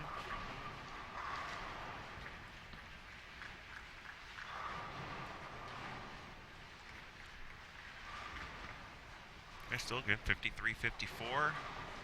Game 3 moving by pretty quickly. Already into the 7th frame. Here in Man, game they're number 3. not messing around, are they? No, I mean, you Quick pace. might be here for the entire round. And not, didn't plan it. Whatever you need. Speaking of that, I did tell the good people who are watching and listening that we would have a very nice schedule of guests at the moment. So today will be Shannon O'Keefe. Tomorrow we'll have at minimum Brianna Cote. This afternoon we'll have Brianna Cote and Sydney Brummett. Nice. Toward the back end of the day. Again, that's this afternoon's B Squad. Tomorrow we'll have Liz Culkin and Carolyn Doran Ballard in the morning, and then the afternoon we'll have Nicole DePaul Miller, Summer Jasmine, and Katie Sutphin will join us. Ooh, tag team. And Pamela Alvarez, who has gotten off to a pretty solid start. Yeah, Also nice. from Team Mexico as well. And then on Saturday, we'll have Lindsay Boomershine and Alicia Current, along with Elise Bolton. And then the afternoon, Carrie Smith, Jody Westner, and Maria Jose Rodriguez. Awesome. All scheduled to join us. Schedules pending, of course, but Sure. things happen, obviously, and people do bowl well. Sometimes they bowl so well that it actually impacts them That's when they right. can be here. So, That's right. But that's something you can look forward to, folks. So kind of keep those names in mind, and maybe have a couple questions and some things ready. And speaking of that, our Live Now post is up on both the USBC and PWBA Facebook pages. And for those of you who are consistent viewers, know that we like to utilize the Live Now post as a way to interact. So if you have a question for Shannon for the last few minutes that she will be here with us, feel free to fire drop away. those there, and we'll have a little Q&A session if we can. And as Shannon mentioned, we do have live scoring, and I'm going to add that link. I realized that it was not on the live page of pwba.com. And, See, this is why you have me here. You're right. Checks and balances. You're welcome. You are correct. Just kidding. Live scoring is, I know, a very important part, and the fans love it, certainly so. Well, I'm sure you're very familiar with my dad because he's always... Yes, I am. But I love Don, though. He texted me yesterday and was so excited that there was live scoring because, my dad used to come to every event with me. Now, this is before we had the PWBA, but, the Queens in the US Open, he was pretty much a staple in the stands, and just so grateful to have had those those events with him and share that with him. It would have been awesome to be able to win one with him there. But being able to have the extra frame and him be able to tune in and watch it, and having it on TV, you know, he's able to live vicariously through his little girl. Sure. But I feel like he's with me because I know he's watching, and I know he's watching every shot, even if it is just through the live scoring. And so it's just, I'm grateful for it as much as I know that the fans at home are. And so shout out to my pops. Love you, Dad. I'm grateful for Aaron Smith because Aaron already did that, and I just missed it. Live scoring has been there the whole day. Good job, Aaron. So, but of course, yes, Aaron took care of it because he does cool things like that. So, yeah. Yes, live scoring is available. Be sure to check that out for the remainder of the weekend. So, and then also, what was I going to say? Yes, Don always comments and lets us know that he's watching it. So, we appreciate He his might be the viewership. PWBA's biggest fan. I'm not kidding. He may pay double for the extra frame just because he can. Here's Katie Maher. Another example of a very, very good collegiate player. Now an opportunity and to be right here on the PWBA Tour, of course. The Queens always presents an opportunity for collegiate players to kind of test the waters, if you will. It's an open event in that regard. It's a USBC event, so as long as and this is a good question actually. One might for players who don't want to bowl just from the NCAA standpoint. I know you guys they can bowl at certain points, so maybe an event or two. But what's the rule in the NCAA? NCAA collegiate athletes they can compete in PWBA events, but anything that they make has to be turned into smart dollars. So anybody that doesn't know what that is, one of the best things that USBC ever did with youth bowling was creating smart accounts. So what that means is if I have a daughter or a son who at 10 years old is bowling the state tournament and happens to win, and they win $150, that's turned into smart money, which is scholarship money. And it goes into an account that USBC, kind of holds on to. So there's an account made in their name, and any money that they make throughout their youth career goes into that fund. And when they go to college, depending on where they go, they are able to use that money. I don't know of any other sport as a youth where you can start earning scholarship money for your education.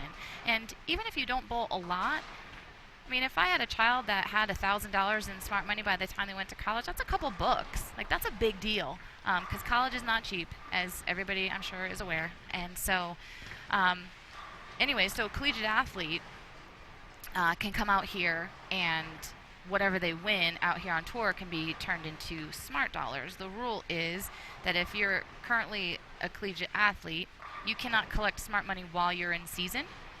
So from October 1st until the national championships, none of my collegiate girls can go bowl a tournament on the weekend that we're not bowling and win smart money. They have to forfeit that. But during the summer, during the off season, anything that they bowl, they can collect in smart money, which is pretty awesome. Sure. So even while they're in college, they still continue to build that smart account. And then I believe that they have up to 7 or 8 years from when they graduate high school to use that smart money. And so if you have a young girl who's, let's say she chooses an NCAA program and she's got $20,000 sitting in a smart account, but yet she earns a full ride to go to college, you don't have to worry that money's not going to go unused, because she can use that money to go on to school after the fact and get her master's. So it's a pretty awesome deal. And so to be able to, you're making the investment for expenses and entry fee to come out and bowl the Queens, but if one of them wins it, that's $20,000 in smart money that now goes into their account, and so that's pretty awesome. Absolutely. It's similar from the USBC collegiate standpoint, as well as collegiate players can also compete in other events as well. And of course, the smart option is, it's no pun intended, a smart option. It's a no-brainer. It really is.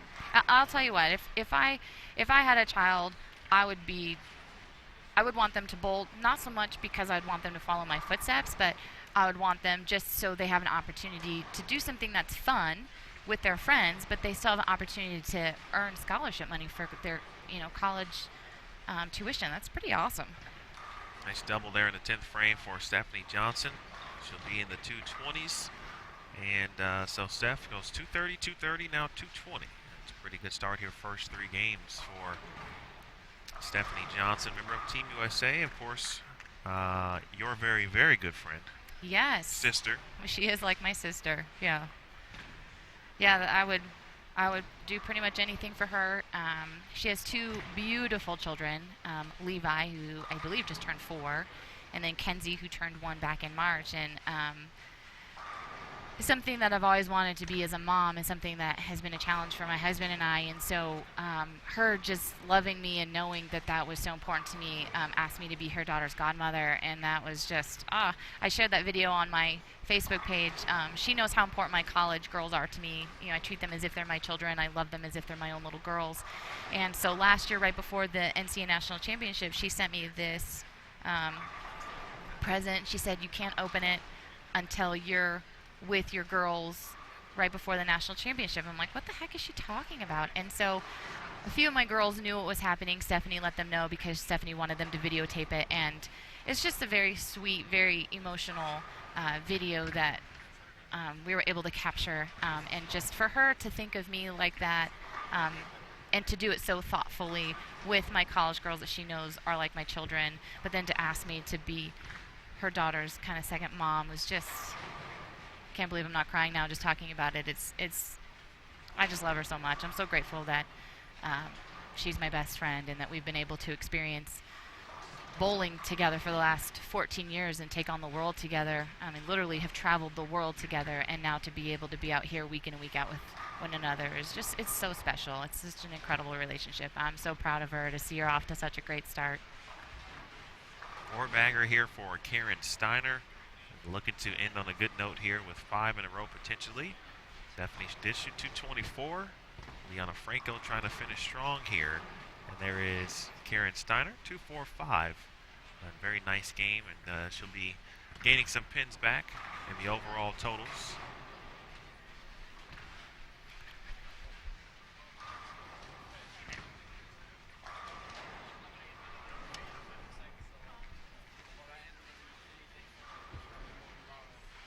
There's Tanya Raumemper. Wow. Not a cool 7-pin there. And Tanya, her line filled with 9 spares. Couple strikes, 1 open. Talked about Pudi doing the same thing, Pudi Armine from Indonesia as well. Keep an eye on the scoring pace, obviously. Saw some highlights and some fireworks a little earlier. I think at this point, was it game 2? It seemed like an eternity ago already. But Leanne Holsenberg shot 289. We mentioned Jen Russo, and you saw Jen Russo and Azeret Zetter shoot 289 and 279 respectively. So a couple of high scores, as Shannon mentioned, traditionally about the game where you see some serious transition that certainly would require obviously some elements of moving, maybe drastic, but maybe not.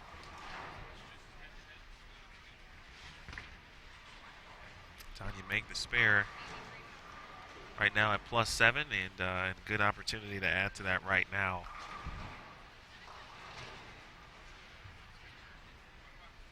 Been joined by Shannon O'Keefe, Neil Williams Jr., Jason Thomas. Shannon took a momentary break. She'll join us here shortly. And I hope to ask a few questions before Shannon's time is up with us.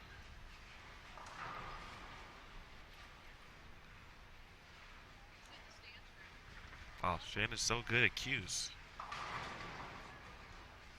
I mean, literally as soon as I said that she would be back momentarily to join us, I mean, she sits down. It's unbelievable. Raumemper shoots 205. Nadia Naramolina, 203. Lori Eskew, 182 and a 191 for Pudi Armine. That was on 53 and 54. Finishing up over on 51 and 52. So Ileana Lomeli, 179. Macy Jimenez finishing up the 10th frame here right now, working on a washout in the 10th. Stephanie Casey shot 188, and Mallory Nutting going to finish up on lanes 51. All right, Shan, first a couple of hellos. Hi. Sal is a loyal viewer. Letta Capaldi watching from Florida. Just wanted to say good luck to you. Light them up. Awesome. Thank you. Hello to Judy Stenhouse, another faithful viewer as well. She says hello. Hi, Judy. Do have one question from James Carpenter. Okay. Kind of going back to our three boards different conversation. He asked, do you use a different ball on each lane? That's a really good question. There has been times that I have ended up using different balls on different lanes. I actually did it the week before in Sonoma. I was 3 frames in, and it was just very apparent that the ball that I was using on the one lane was not doing the right thing. The first frame, it looked terrible. I made an adjustment that I thought would work, and it just didn't see it right. And so really the next option, sometimes it's weighing, do I play it safe? Do I try to do what I can to just control the pocket on that lane, or do I need to take a risk and do something a little outside of the box? And so I switched balls in Sonoma, and it was on a pair that was playing 4 different, which is crazy. Ended up throwing a different ball and ended up shooting 220 that game on a really challenging pattern. So the risk at that point was worth the reward. I was well within the number, and so at times, it's the right thing to do. But a lot of it is kind of looking to see where you're at in the standings, because that matters. What game are you in? And then hopefully having knowledgeable people behind you that are all in with you to help with the confidence so you can step up and make the best shot you can when you do make that change. Heading into Game 4 here, A squad qualifying. A couple questions here with Shannon O'Keefe. We mentioned Judy said hello. Judy's got 32 years, by the way, in the Women's Championships awesome. this year. Congrats. She did have a question, and it's very specific to your staff. Okay. And she said, what potentially might be a good ball between, I think, what will be the green hybrid vibe and the blue vibe? And so she has both, needs something in between. Might be a tough question for That is a tough question for because me. you're still getting used to everything, but you can make what's a general recommendation between both of those, not low end balls per se, but I think they would be on the lower end scale. But that is a really good question that, Judy, I really am not sure. I would have to ask people that are a little bit smarter than me. I'm the type of player that I can get away with using stronger stuff longer than other people. I think a lot of it is my acceleration through the bottom of the swing, and so I need the help with stronger balls to get it to slow down in the right part of the lane. And so I don't really I haven't even drilled those bowling balls, and so I'm really not sure. So if possible, let me ask. I will text one of our ball reps right now and ask him, and I will get back to you on that. And I will say that Judy is a faithful viewer. So okay. If you do come up with an answer, we could provide it to her at some point. I'm going to find out right now. How about that? See, that's what we give you, folks. That's what we do, Judy. That's what we do. Shannon is going to make the attempt, of course, to get you that right answer. And any other questions, folks? While we still have a few minutes with Shannon as we head into Game 4, I'm going to take a quick look one more time again just to make sure I didn't miss anything. But that was a great question from James on the using a different ball on each lane situation, which I know players do quite often do all the time. And obviously it just depends on what's taking place. But yeah, if I'm going to a pair and I get done a few frames early and I'm watching and I see a player using 2 different balls, I'm absolutely taking a mental note. Whoa, sure. If they're doing that, then something's going on with this pair. And so it's just being aware. Something that it's something that I think is really important is being aware. It's something that we really stepped up and really tried to kind of start forcing down our collegiate kids' throats this year was you need to be aware. You need to be aware of your teammates in practice and not just kind of go through the motions, not just stand in line and say, oh, it's my turn next. No, be aware. In practice, I may not know the people I'm crossing with very well, but you better believe that I'm watching where they're sliding, I'm watching where their ball's crossing through the arrows, I'm watching the break point, I'm watching the ball motion, I'm looking to see what type of ball they're using. If it's on a different company and I don't know that bowling ball very well, I'm asking my ball reps, I'm looking at their layouts. I mean, I'm watching everything. And I know that sounds crazy, but it's so important. Knowledge in this game is power, and at this level, when you're competing against the best women bowlers in the world, I want to stack the deck in my favor. I want to stack the deck in my favor to be as successful as possible, and the way to do that is to gather as much knowledge as possible and then learn how to kind of sift through that. So, all right, Game 4 is underway officially here. A squad qualifying. Shannon, I will let you determine when we got you till 11. It's close. It's close. Whatever you need. How about the end of this game?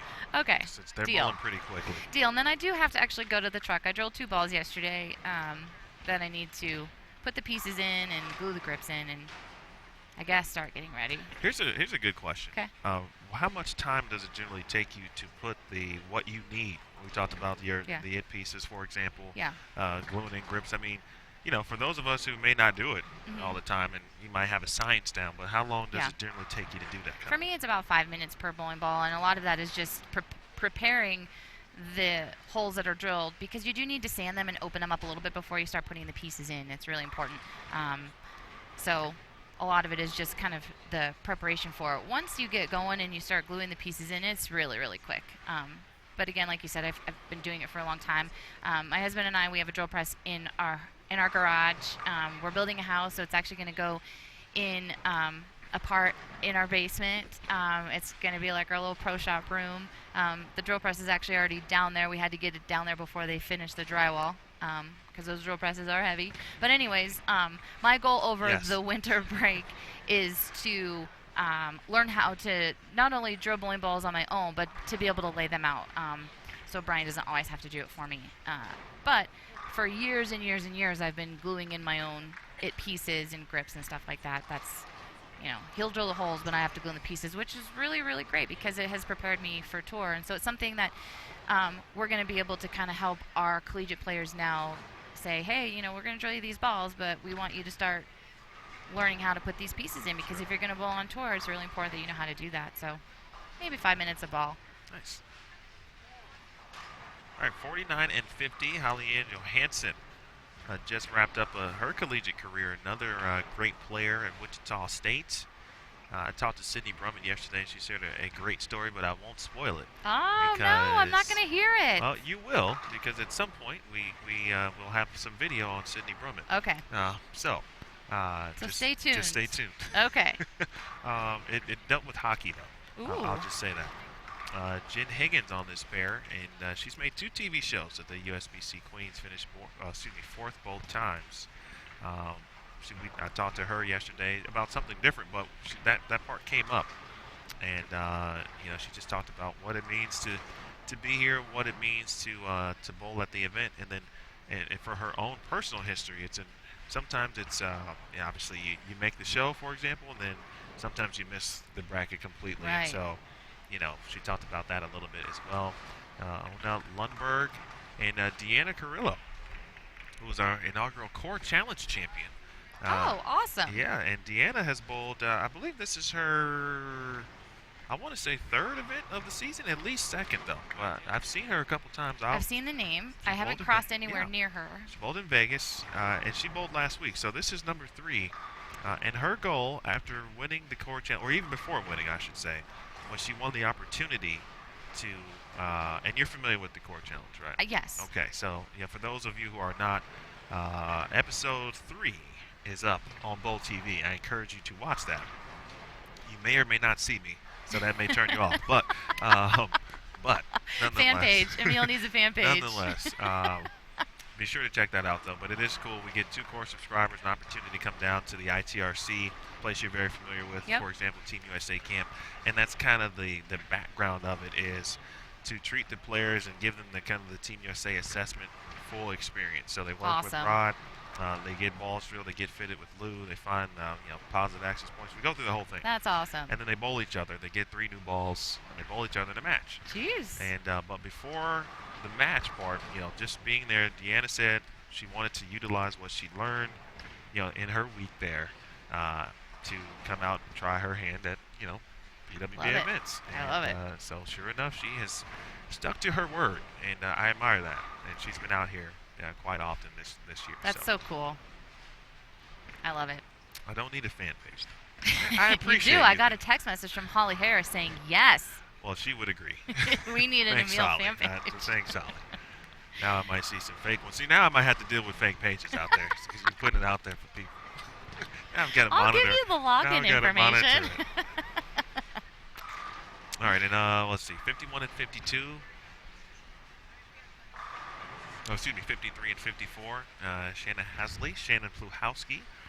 More Wichita State, Sierra Kanemoto out bowling the Queens, and Samantha Kelly, who actually won diamond doubles last year at the USBC Women's Championships. Nice. Talking about the event here as well. So nice pair there. And then finally, as we see Hasley crossing over a little bit, leaving just the 6-pin. Over on 51 and 52, we'll have that for you. Brenda Padilla, Sophia Kim, Sophia Lomaki, and Marianne Clausen. And Brenda Padilla off camera right now, but she bowled Las Vegas and had a very good week as well. She did. It was good to see her out Yeah. there. She's a teacher, and so she traditionally hasn't been able to get out to a lot of tour stops, and so to be able to see her at that very first one was awesome. Spent some time on Team USA. Yeah. Holds the USBC Open Championships doubles record with Like her the husband. record. The Like, record. how cool is that? With husband Steven, who was director of coaching Yeah. at the United States Bowling Congress. So pretty good pairs here. We got some pretty good questions, Shannon, Okay, so let's hear it. Here we go. All right. Questions from Stephen Atkinson. Okay. First of all, he said, "Hi, Shannon. You gave me a great targeting tip at a demo day in Houston a few years back. First, thank you for that. It has helped him tremendously Nice. to this day. He's watched a lot of video with Brian on the USBC Bowling Academy. Yep. And from a drills perspective, are you kind of planning to do any more with drills? He's always looking for more drills to help. So I know you do a lot of drills, and you've On my fan page, I do on post fan a page, lot. Yeah, that's actually something that I was talking to Brian about, is that maybe I'll start doing something where it's like Tip Tuesday, where every Tuesday I post like a tip or a drill or something like that. And, I most certainly can do that because Tuesdays typically even throughout the tour season, I'm home. And so I have to come up with a lot of material. But yeah, I definitely can do some extra drills and things like that. Yeah, I can post stuff like that. So stay tuned. I'll see what I can do. Christopher just commented just in regards to Smart, essentially echoing the sentiments in regards to the benefits of having a Smart account and just the benefits of the program. He has a 12-year-old daughter who, and I won't say the figure, it is published, but I won't say it because that's just not cool. And so it's a very nice figure. It is nice. That's awesome. Keep her going. That's pretty cool. His 9-year-old son also has 4 figures in Yeah, their Smart accounts as well. Awesome. Keep it up. I commend you for getting them into bowling, and even if they don't stick with it through college, the fact that they've already earned that money and it can't be taken away that's the cool thing about Smart, is they don't have to bowl in college to use it, and that's just awesome. It is an educational tool. Yes, and so it's awesome. Right. It is. I'll tell you, I'll be the first to tell you that I was kind of late to not youth bowling, but being the competitive side of youth bowling. Mm-hmm. And so I didn't start bowling scholarship tournaments till I was about 18, actually. And so, by that time, when I started to really understand Smart and the opportunities that you could have, it was like, man, you kind of missed out a little earlier. But yeah. And then you start to meet a lot of players, and then you find out how long they've been bowling and how much money they've accumulated at that point. I know, it's insane. I have missed out completely. But very grateful of the money that I did earn, and I put it right towards, as you mentioned, books. I mean, you can buy a laptop with it, which is awesome. How much, obviously books cost a ton. They do. And so, books. Even buying used books fees, are expensive. Fees will get you in college as well. Those are the sneaky expenses.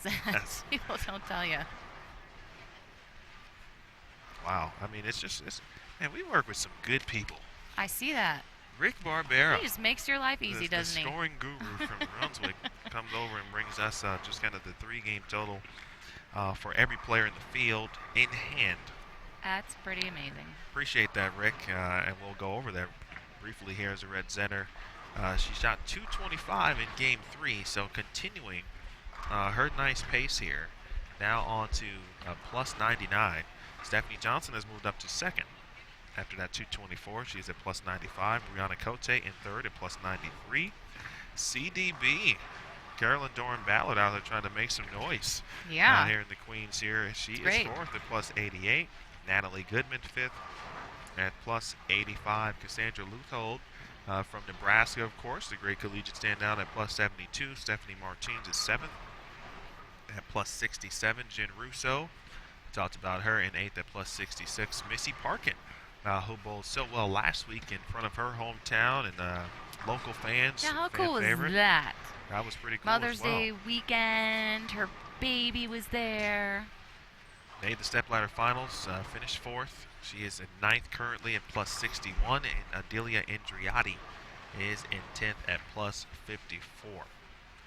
Just out of curiosity, right now, 64th at the moment. Obviously, just one squad in the books. Well, 63rd, Or 63rd, really, you are because correct. we, the really cool thing about the Queens is the defending champion gets an automatic spot into the top 64.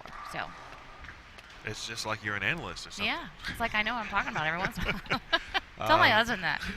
That number is minus 46, just to give you an early idea. All right. Obviously, just through one squad and only through 3 complete games. I have one more story for you. Yes, I love stories. I think it involved its or interchangeable slugs, for example. And I don't use any. I don't bowl that much anymore. But at some point, I'd like to get to that point, because if you bowl enough, and I know it works, and you get the same feel. Right? Yeah. So I used to volunteer, kind of help out in the pro shop every now and then. And for a while, I thought it was okay. I'd love to learn some things and learn how to drill, right? And so at the time, my great coach, ball driller, he had 2 shops. And so he said, hey, go over to, shop number 2 and, Friday night league and just, if we, sell what you sell and, hey, can you shine this ball up? Do that stuff, right? Okay. Don't drill a ball. So Don't actually help a customer. don't drill a ball. Because I could drill. So I tell her, hey, if you need a ball drilled, can't do it, but I can sand it down, I can Right. shine it up. Change your grip. I can change your grip. Okay. All right. So, but keep that in mind. And so he calls me and he said, hey, E, I need you to, I'm sending over so-and-so. And they're coming in, they bowl league, but I need you to put in the inner portion of their interchangeable. Okay. Right, and I'm like, oh my God, I'll start panicking a little bit. Sweating. And I'm not a panicker, right? Because you know me, I'm generally You're kind pretty of cool, pretty cool. even keel. Yep. And so I'm like, So he gave me the instructions over. Oh, no. Oh, no. And so all I remember is I put in the inner, and you take the hammer and Yep. you tap it, right? But you put in the glue first. Yep. But I put in the glue, but I didn't hammer it down Oh, in no. time, right? And so, of course, it hardened, it dried, and there's half the inners Oh, in and no. half the inners sticking out, and I'm trying to pull it out without destroying it. And so I had to call him and tell him, like, yeah, I messed this up, bro. And so he came over, I think the next day. It wasn't like the customer wasn't upset or a big deal. He had plenty of other bowling balls. And that was the last time I messed with anything interchangeable. Well, in between squads, if you would like to learn, I I'm think going to I'm be gonna go out teaching there. somebody. I'll be teaching. I'll be doing a little classroom session. We might need to do a piece on that, actually. You know, maybe I'll do a little video, like a little Facebook Live something of, this is how this works. Because it is interesting, It is. honestly. It's not the easiest thing. I mean, when you first, obviously, you've done it again. Yeah. You've got the reps in. Like you know what to anything, do. you do it enough, you learn. But yeah, That was funny. It was nearly a situation. okay. So I just got an answer for Judy on which bowling ball will fit between the green and the blue vibe, and a cherry vibe is actually what will fit right in between there. I was told it would fit in there nicely. So, Judy, cherry vibe it is. That makes sense. Yeah. In that regard, especially in that line, makes sense. Let's see if we've got anything, any other questions. By the way, joined by Shannon O'Keefe If you are just joining us, this is Game 4 of 5, A-Squad qualifying here at the National Bowling Stadium for the 2018 USBC Queens. We've got scoring, we've got live scoring, and all of the information that you need can be found in a couple of places. One, bowl.com. On the homepage, you'll see the Queens slider. It'll be actually last year's champion, Diana Zavialova, on the homepage. Click that. It'll take you to the schedule, any information you need, as well as our live scoring links to Extra Frame if you need them as well. Same thing on pwba.com. Slider is right there. Click for coverage and results. And you have everything you need to be successful and follow us this week.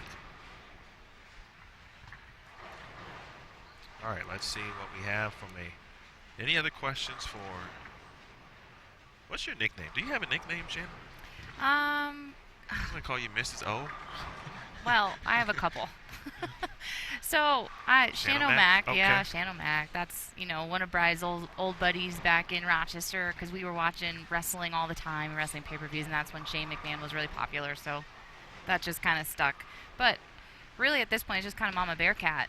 My kids at McKendree really have become my children. I had mentioned a little bit earlier that Brian and I are building a house, and part of us building a house is being able to have a place for our kids to come away from campus and do homework and just be comfortable and maybe have a home-cooked meal every once in a while. When you're living thousands of miles away from home, you do get homesick, and it's nice to have a place to go where you know that you're loved and you're going to be taken care of, and get some doggy snuggles in there as well. And we're going to have a space that's big enough that we can do our classroom sessions there, so we don't have to fight for a space on campus, and it's a little more comfortable and stuff like that. So really quick story was we were walking through with our electricians. I don't know how many people are familiar with building a house, but this is the overwhelming part. You have to tell the electrician where you want your outlets to be. Well, how the heck am I supposed to know? Any place I've ever been, it's just been there. So we were actually going through one part of the house, and I said, well, I think that we need an extra outlet right here. And Brian looked at me like, why? And I said, well, if the kids are here and they need to plug in their laptop, they have to be able to reach it. And Brian just looked at me and said, we're not building this house for them, right? And I'm like, yep, but we kind of are. So yeah, that's a good point. Yeah, outlets are important. Yeah. You don't really think about it until you really don't, until you can't find one. Until you can't find one. Like in our hotel room, we cannot find an outlet to plug in the iron. So if I was going to build a hotel, I know where I'd put an outlet. Well, some. It depends on where you are, but now they're sometimes on the on the light fixtures, right? They've got a couple there. Yeah, that's nice to have. Yeah. The outlets that have the USB instead of the actual plug is really nice as well. So are you going full 2018 with your outlets? Are you getting Close. USB cables? Or? Close, some. Nice. Okay. Some, yeah. How about We're going to have some stuff in our house that I think we're going to need our college kids to explain to us how to use, but whatever. Good thing you have access to That's right. some great student athletes. Yeah. 53 and 54, you saw Samantha Kelly there. Well, one thing we have noticed, and there's certainly been a fair amount of strikes. Yes. And Amber Vega right now on a nice roll as well. In fact, she is looking at max score of 290. Yeah, that's nice down there. Over on 59 and 60. But we've also seen, if you do get it right early, not much room for... There's a wiggle spot. Mm-hmm. And that's what makes 38-foot patterns a little tricky, because the pattern wants you to play further to the right, but if the bowling center that pattern is in doesn't want you to play to the right, it then makes it a little tricky. And so that just goes back to kind of what I was saying, is controlling your break point and controlling your ball motion from front to back is really important. Kelly with the 1-2-7 to deal with here. And certainly not the easiest of spares. She takes care of business. I see Jason McHugh. Whenever I see Jason get up, Something's happening. I just get on alert mode at that exactly. point. Your ears perk up a little bit. Make sure Who's I'm not striking? missing anything. He's on a mission. I think he's going down there with Amber Vega with her 290 here. Yeah, you need Wagner from Sweden. Team Sweden has been represented well the first few events on the 2018 tour as well. Any one of the top players, not only in Sweden, but in the world. Mm-hmm. Yeah, she recently, I think right before the tour started, won a World Bowling Tour event, didn't she? I believe so. Yeah. So, I mean, that's against the men, too. I mean, she's out there just doing her thing. She's very talented. I got to cross with her, I think, during the round of 32 in Vegas, and she's just another one that what she does to a bowling ball is impressive. It's fun to watch her. He won the 2016 World Cup. I believe I got my years correct. Yeah. And she is 23? Oh, that hurts. I know. My bad. My bad. Now I'm going to find the exact age just because you said it. But honestly, she's under 25. That's impressive. She is under 25. Actually, got a birthday coming up in 2 days. Oh, May right. 19th. And she's going to be how old? How young? Age is just a number, right? Like, it's really how you feel. Like, there's times that, like, I feel like I'm still 25, and then I look in the mirror and I'm like, who is that old lady looking at me? Where did these wrinkles come from? Oh, that's right. That's right. I'm not 25. I was correct. She is 23 for 2 more days. Oh. So good for her. Unfortunately for you, this is a good question because we talked to like Liz, Kelly, yeah, us old ladies, and players who are veterans. Okay, that's the politically correct version on of tour, it. But just the entity of obviously the young player, and you go through it and you see it kind of firsthand because obviously now you've got players who are making the jump. Yeah, my kids are doing it. College to the professional ranks, and how much more or how much you guys have to work extra just to make sure that you're good. And obviously you can compete because you have been and will be for a very long time. Yeah, there's definitely experience that goes along with that where that helps. We have that over these youngins, but it's tough, man. They're good. They're good. More modern day bowling. The rev rates are a little bit higher. They're able to do things that I'd like to be able to throw it like that just one time in my life to know what it feels like. But that's where, like for me, during the off season this year, I really started putting in the work in the gym and making sure that I was eating properly. I know it probably doesn't seem like I needed to, but from the tour championships until the beginning of tour season, I had lost like 15 pounds. And did it healthy, working out. But I was running 90-plus miles a month, preparing for tour and in the gym with my kids. And I just think it's really important, especially once they announced kind of that new format this year where we're bowling 16 games of qualifying in one day.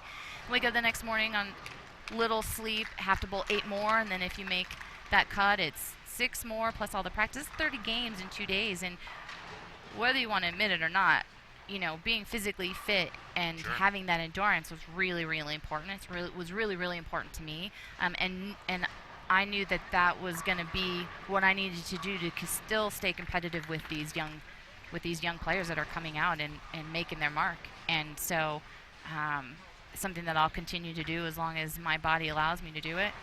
As you get older, things do start to hurt a little more than they did at one point in your life, but it's just important. Amber Vega did finish out the 290 game. It's awesome. She'll be on the other side of plus heading into Game 5. Can turn just like that. Nice shot there for Shannon Pluhowski. And now Blue on a nice 5-bagger. They're going strike 7-2, 7 spare, and now 5-bagger for Shannon Pluhowski. Yeah, that's good stuff right there. One of the obviously best and top lefties, but best bowlers, period, in the world as well, and has been for a very long time.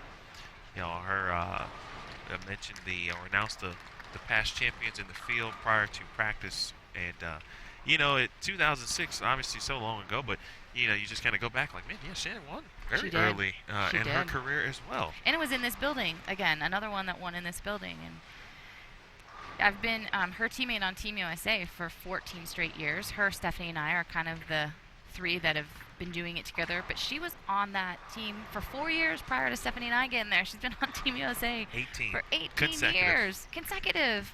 And so she's been one of the best in the world for a really long time. And, she's kind of steady Eddie.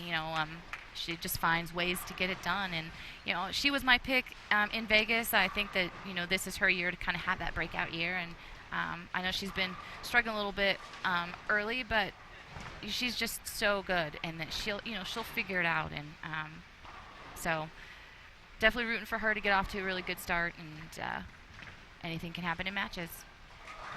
Sierra Kanemoto into the string of 4 with the 10 pin in the 9th frame. She is plus 33 currently, and she will be adding to her total as well. Miscue there in the 9th, but another talented player who just finishing up her collegiate career. Interestingly enough, and as you know, you saw them, but and you could make a case, obviously, and you talk about like the seniors that you lost. Yeah. But Wichita State graduated, I believe, Several. Sydney Brummett, Mm-hmm. Holly Ann Johansson, Sierra Kanemoto, and I believe, and I can't remember who else, but I mean, that is... It's a hit. like, That is wow. a hit to the talent. Yeah. And there's actually quite a few programs that lost quite a bit. Mhm. Arkansas State on the NCAA Yep. side, I think they lost 5 seniors, and I believe 3 or 4 of them were starters for them. And so, that's just this was kind of the big year that a lot of teams were losing their seniors. So it'll be interesting to kind of see who fires out of the gates next year in collegiate bowling, and kind of who replenishes those cupboards of talent. And Jen Higgins, 7 pin for Jen in the 10th frame. bowling a great game. Absolutely. She'll be in the 240s.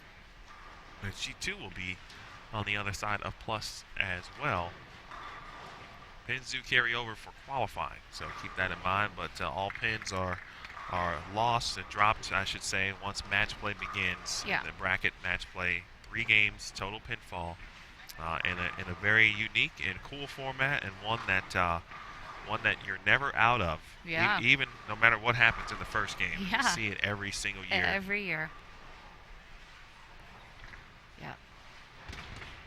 Especially because you get to bowl 3 games on that pair, so you're breaking it down for yourself, and for your opponent, really. And so, to bowl 3 games on one pair, to see them transition, and you may get off to not a great start, but shoot 250, 260, and all of a sudden you're winning the match. It's exciting. You see, it's crazy how many matches come down to the pin. Yep. And it's so bizarre, because then on either side, those matches could be 100 pins different from what your scores are on your pair, but it's pretty cool.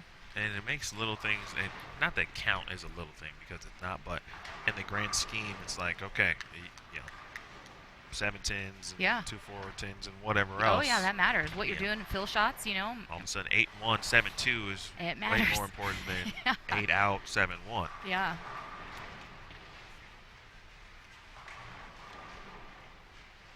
After the open in the 9th, Kanemoto fires right back with a double in the 10th. So one more, and she'll be at 246. We saw Jen Higgins finish with 248. Mm-hmm. So a couple of scores we've seen. And briefly, while you were away, Bruce said, we've seen the strikes, seen some of the high scores, and then talked about some of the transitional part that you mentioned Yeah. as well, and starting to see a little bit of everything. Yeah, so B squad, when we come out, because I'm on B squad, we're bowling on the burn. So we're bowling on what these guys, leftovers are. So when I'm done here, I got to go in the back and work out some bowling balls. But I'm going to be going to my starting pair and kind of checking out to see, who's bowling there, where are they playing, where are they sliding, what type of balls are they using. And again, knowledge is power. Not saying that I'm going to try to do exactly what they're doing on that pair, but at least it just gives me a guideline. I would say it's more a guideline. So I'm not wasting shots in practice doing something that probably wouldn't work. Well, you want to give your Trying your to chance be efficient as possible in my practice. Right, yourself the best chance, obviously, Yeah. from a starting point. So anytime you can stay ahead of the curve, Right. if you will, and that's the most important. I mean, you'd be doing yourself a disservice in that regard, too, Yeah. if you did do it. You see Samantha Kelly. Good shot, 7-pin, working on a 3-bagger. And now let's see if Shannon Pluhowski can finish things out here. 6 in a row so far. How about 7? And a 7-pin instead for Shannon P. Still a great game. She'll take that. Yep. This is crazy. This is game 4. That went so fast. Hey, listen, I'm used to as of right now, we're just kind of settling in, getting ready for the second half of the block. You're right, actually. This is like a sprint. You are correct. It's a different mindset because if you shoot 150, all of a sudden you don't have 7 more games to make up for it. You have 4. Is kind of that feeling. There's a sense of urgency. Sure, that's a very good point. And wow, and an interesting, one that maybe you don't think about. Yeah. In that sense, it's and then you don't want to kind of start pressing. Right. Right, because I mean, you got to think of it. If in this situation they have to think about, they may only have 1 more game this block, but they have 10 more, so they have 11 more games. So that's really where you have to kind of expand your mind just a little bit. But it can be challenging when you're sitting back here. Sitting right here, it's really easy for me to say that. Sure. If I'm out there shooting 150, why do you think we sit here? But if I'm out there shooting 150, probably not going to see a happy look on my face. And it's just having to remind myself, okay, 11 more games or 10 more games or whatever it is. So nice finishes from Puhalski, 237. Very nice. 244. Samantha Kelly, 203. And Jenna Halsey, 162 over on 53 and 54. And then we'll finish it up now, 51 and 52. We get a good look at Brenda Padilla here, finishing up 10th frame. First things first, spare is made, and now she'll get a fill shot. And we always talk about the importance of fill shots, but from a player perspective, just kind of speak right to it, how important are fill shots, because, in fact, I remember last week you were saying that you were almost disappointed that you didn't get a fill shot at a particular time to try something else. Right. So it really depends. There's time. The majority of the time, fill shots are so important because the bowling ball that you're using may not be looking so good, and so. But it's risk versus reward. It's, do I make this ball change in the 8th frame, risk splitting, or do I just try to control the pocket until I get to that fill shot? And hopefully I get a fill shot so I can try something different or move a little bit differently on the lane or just do something different.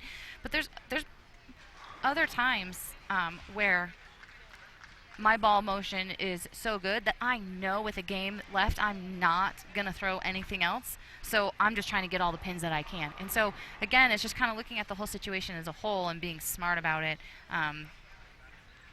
And just, risk versus reward. Is this ball giving me a 180 look? And do I have something in my bag that potentially is going to give me that 220 look? So just got to kind of weigh out your options. But I think it's just really important to at least kind of see what's out there. Even at the end of Game 5, like if I'm bowling on A squad, at the end of Game 5, I know I'm going to be bowling on the burn tomorrow. So if I double in the 10th frame on A squad, I'm absolutely going to my bag and grabbing something else because that's giving me information for tomorrow, because it's at the end of Game 5, and it's going to give me information for tomorrow of what potentially will look okay. So it's just really trying to be smart about it, think ahead, but not be so risky that you're 5 counting every fill shot, because again, it goes back to pins. I mean, how many times in your career have you missed a cut by less than 10? It's not fun. It sucks. Yeah, to put it lightly. And you can go and find, those pins anywhere, and that's kind of the worst part about it. It is, and so it's calculated, educated decision making. I like it. Yeah. 188, Brenda Padilla. 208, Sophia from Sweden. And now Sophia Kim and Marianne Clausen. Clausen now 172, and Sophia will finish things up for us. And she will finish up our first 4 games with Shannon O'Keefe. Very informative day today. The first couple hours, we appreciate that, Shannon. I will give you the opportunity to say a farewell to the fans, so to speak. And so, all right. Game 4 is complete. Shannon O'Keefe will leave us for now. She's got some work to do in the truck, but I want to thank you for all of your analysis and the viewership. They love when you're on, and so we appreciate it. But, you're welcome. Anything to tell the fans, and where should they watch and what time? Well, watch on Extra Frame. Watch live scoring. You can find the links on bowl.com, on the PWBA website, so follow along there. You can also find the pairings and what pairs, so you can find your favorite bowler, and then you can find what pairs they're going to go to next, so you don't have to scroll through every live scoring pair. You can just go right to that pair, so that's always helpful. for me individually, you can follow me on Facebook, on my Instagram account, on Twitter. I'm pretty active on all of that stuff, trying to give information as much as possible, and try to have fun at the same time. You can always ask me questions on there as well. I'm an open book. I'm here to help in any way, shape, or form. So, always a pleasure. thank you. All right, See you Shannon guys. O'Keefe, she'll be bowling 1 p.m. Pacific, 4 p.m. Eastern on the Burn Squad. So be sure to join us for that. Game 5 is on the way. We'll take a small break, and we'll have it for you next. Bowl TV on Extra Frame.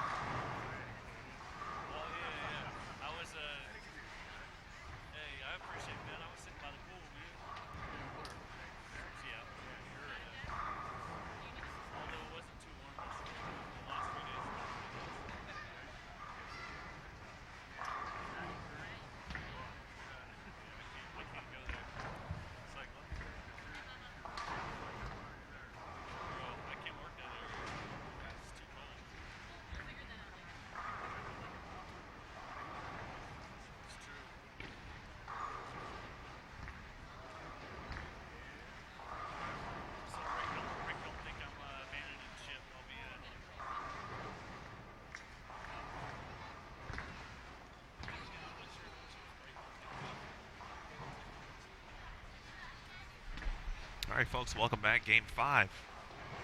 A squad qualifying the USBC Queens, the National Bowling Stadium. Emil Williams Jr., big thanks to Shannon O'Keefe for joining us. Shannon, again, is set to bowl on B squad this afternoon, so be sure to tune in for this afternoon's block. It will begin at 4 p.m. Eastern Time, 1 p.m. Pacific. Here at Bowl TV on Extra Frame. Thank you for your viewership this morning. It is the afternoon, of course, in the Central Time Zones, actually every time zone but the Pacific one at the moment, at least here in the United States. If you are watching abroad, we appreciate you tuning in as well and hope your day is off to a solid start, or if it has ended or ending, I hope your day was solid, and we appreciate you taking some time out of your day to spend with us. Right now, you are watching lanes 49 and 50 with Melissa Sheaf, Sydney Brummett, Alexa Hicks, and Jody Wessner. And Sid, the kid, off to a good start, plus 53 after 4 games. Again, one of the tour rookies this year. Again, fresh out of college. Sydney Brummett, Jordan Richard, Haley Richard this week becoming members as well, along with Stephanie Schwartz, Sarah Willie, Jessica Malott. The Richards, of course, went to Arkansas State. As Shannon mentioned a little bit, Sarah Willie and Jessica Malott went to McKendree. Sydney Brummett went to Wichita State. So just some very talented players. Stephanie Schwartz from Stephen F. Austin. So, this is the 4th year of the tour. And in a sense, those players just graduated literally. Sydney Brummett missed Fountain Valley to go graduate from Wichita State. So in that sense, it's, we kind of maybe have a first kind of full class of players that, right from college to the PWBA Tour in that sense. So we look forward to not only the rest of the season, but what they will bring to the table here.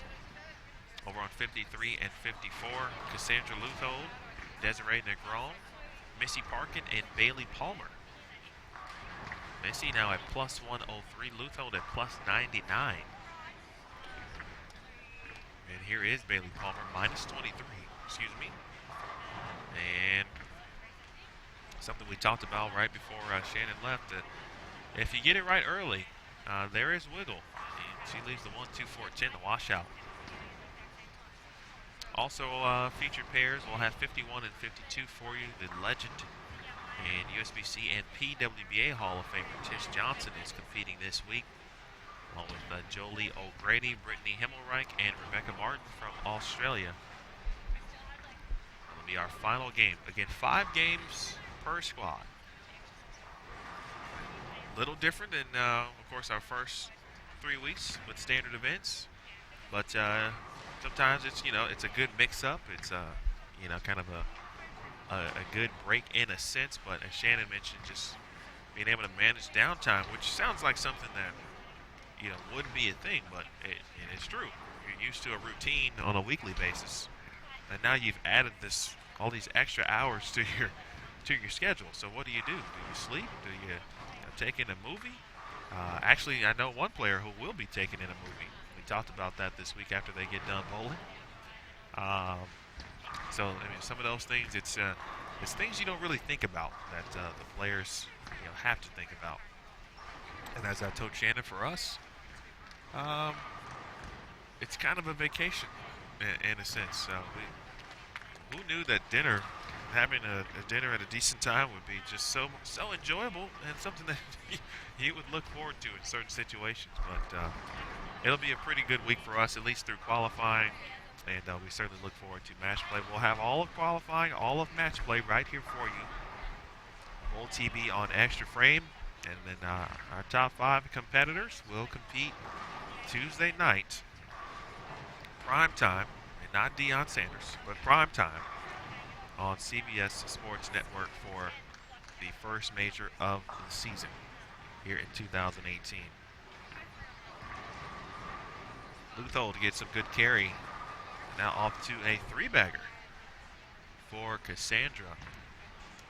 Another player who I think very close to kind of having that breakout type season. Been a very solid collegiate star and player for quite some time. And now, just working hard to kind of get that to translate. And I know across the board, it's you got to go through the kind of the tour life lumps in a sense where you learn, you fight, you struggle, you cash, you don't, you make the round of 12, you don't, and all of a sudden you're making the stepladder finals and being consistent in that regard as well. All a process that Tish Johnson certainly knows a lot about.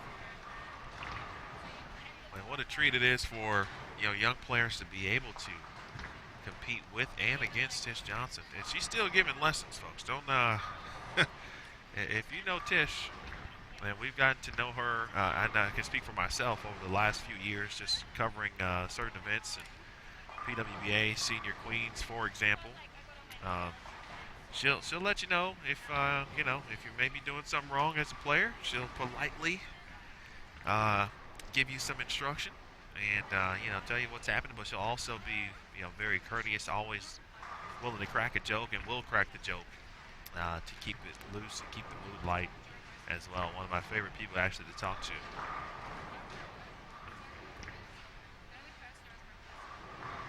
So you see Missy Park in there, 53 and 54. The last few months for Missy. Last week, I think a very not that it was a great start because that was the third event, but to kind of cap off the events leading up to a major in a very good sense and fashion, especially in front of her local fans in Southern California.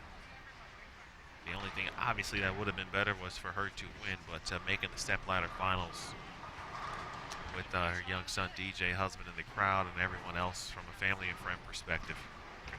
Pretty good week there for Missy. So 3 champions, 3 events so far in 2018. Shayna Ung won the Las Vegas Open. Shannon O'Keefe won the Sonoma County Open. And Danielle McEwen won the Fountain Valley Open. Well, we have 4 different players, potentially. We will find out as the week goes on. So far, it's hard to repeat, hard to win in back-to-back weeks. A little different element this year with everything being, of course, from a champion being awarded, in the center. All live, of course, our standard events on Extra Frame. And so it's a different element. No waiting in that sense as well. So it's been a very, very good 3 weeks. We know you all have enjoyed the coverage. We thank you for that. And there'll be plenty more, of course, after the Queens. And then we head east. We're going kind of cross country, if you will. And we're going to East Hartford, Hartford, Connecticut. East Hartford Open. We'll follow that up with a stop in Louisville at the PWBA Louisville Open. In East Hartford, will be in Silver Lanes, or at Silver Lanes. Fern Valley Strike and Spare in Louisville, and ABC West will kind of wrap up the 3 events on the, I shouldn't say on the East Coast completely, but kind of Northeast in that sense, in Harrisburg, Pennsylvania. Then on to the U.S. Women's Open in Orlando. It's kind of a quick look at what's upcoming. Speaking of schedules, the 2019 schedule is released, folks. Public. It's public knowledge. You can check it out on pwba.com. If you haven't seen it already via social media. Next year's tour will kick off in Cleveland, Ohio. We'll have stops again in Cleveland. We'll be back in Twin Cities to return back to the Lincoln, Nebraska area as well, and Sun Valley Lanes. The Lincoln Open will once again be on the schedule. Our 4 majors, the Queens, will be at North Rock Lanes in Wichita, Kansas. Mentioned earlier, the USBC Women's Championships will be celebrating its 100-year anniversary next year, so that will be in Wichita. So the Queens and the Women's Championships at a side-by-side again in Wichita, Kansas, next year. Sonoma County, and we head to Tucson for the first time in a while here. Golden Pin Lanes, June 6th through 8th, the PWBA Tucson, Arizona. There's one person immediately I could think of who would be happy about that, and that is Brianna Cote, who was just down the street in that area. So we look forward to visiting Arizona. I've already got that one circled because I think I've been to Arizona maybe once or twice. So I'd love to check out the area there. Also making a return to Fountain Valley next year for the Fountain Valley Open. And the U.S. Women's Open next year will be at Texas Station in Las Vegas. Entertainment capital of the world will once again host a PWBA event and a major championship. Then we'll head to East Hartford, this time on the back end of the schedule. Once again at Silver Lanes in East Hartford, Connecticut, followed by the Louisville Open. Next year it'll be an Executive Strike and Spare.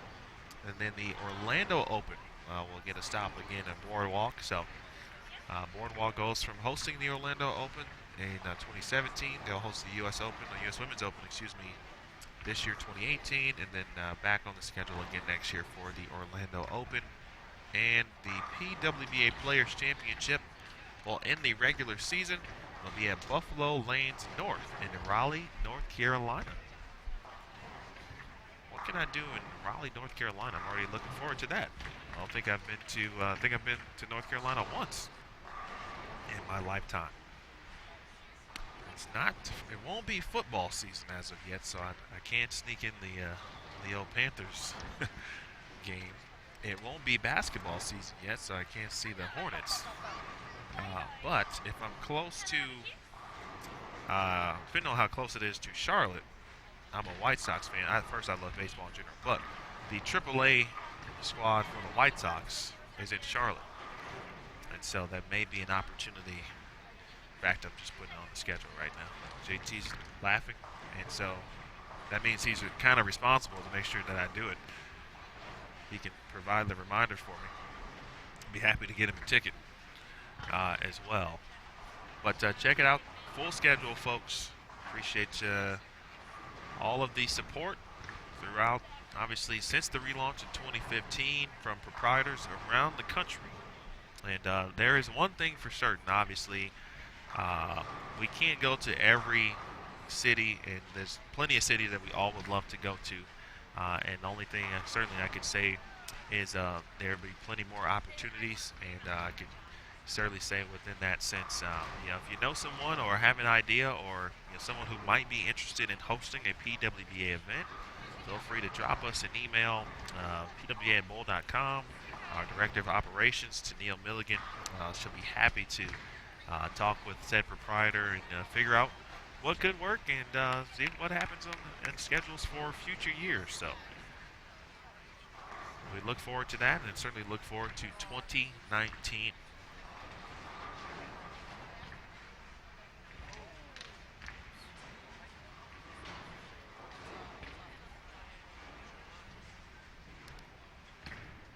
All right, Sydney Brummett. I see some of the players wearing Team USA jerseys. Of course, Sid, a current member of Team USA. There's Luthold. Well, two almost identical strikes on two different pairs. So the 10-pin kind of going late in both instances there. Mentioned all of the countries that certainly are represented this week. Just to name a few, we've seen Mexico, Brazil, Latvia, of course, with Diana Z, our defending champion, Puerto Rico, Indonesia, Colombia, Sweden, certainly. So we look forward to seeing what this week has to offer. I remember back in 2016, we were greeted with almost an all-international final, in a sense, because it was Danielle McEwen. Sandra Andersson was the top seed in 2016 from Sweden. Sin Lee Jane was making her first appearance on TV here in the States from Malaysia. Birgit Poplar made the show as well from Germany, so it was just a very cool entity, kind of introduction in a sense to, for many of us, the international bowlers and players at that time. And so we look forward to seeing what the Queen Show will bring us today. As Jason McEwen, I told you earlier, whenever I see Jason, I kind of get on high alert, but we are preparing for, though I should say they are preparing, but we are too, Aaron and Jason, who might lead the squad, so we can talk with them and be prepared, of course, for whatever happens in B Squad as well. Big thanks to everyone watching. Let's take a look at our latest score update. Speaking of who's going to lead right now, that honor will belong to Azret Zetter from Mexico, plus 133.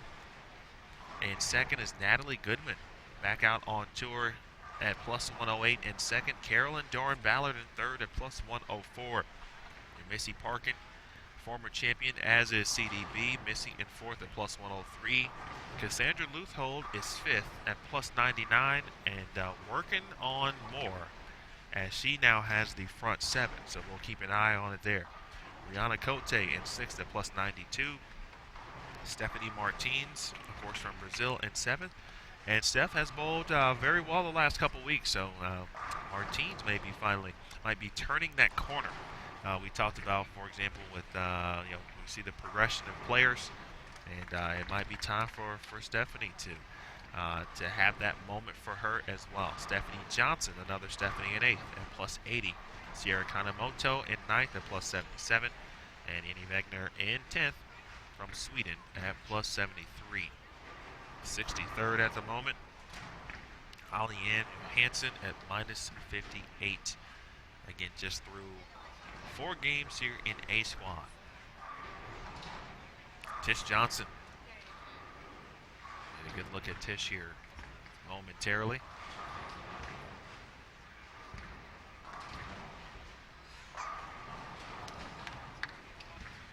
Touch light there, just leaves a 3-pin, and happy about. We'll leave that 3-pin there. Looks like on both sides of the lane, left or right. If you get it left or right early, of course, on your respective portion of or side of the lane, it's going to have some trouble. It's going to have to hustle to get up the hill.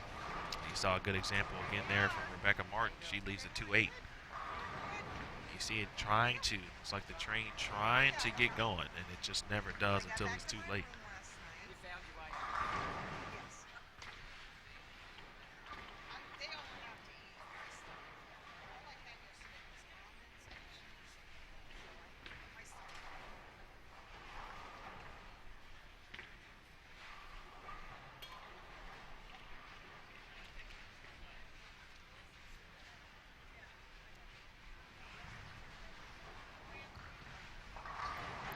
Missy Parkin.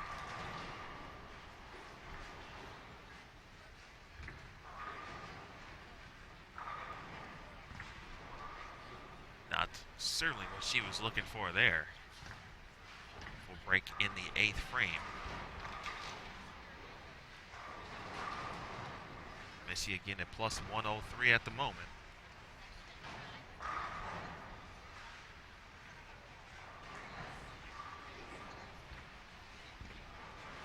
Luthold now, front 7. Make it 8 in a row. And that was a no-doubter from Cassandra.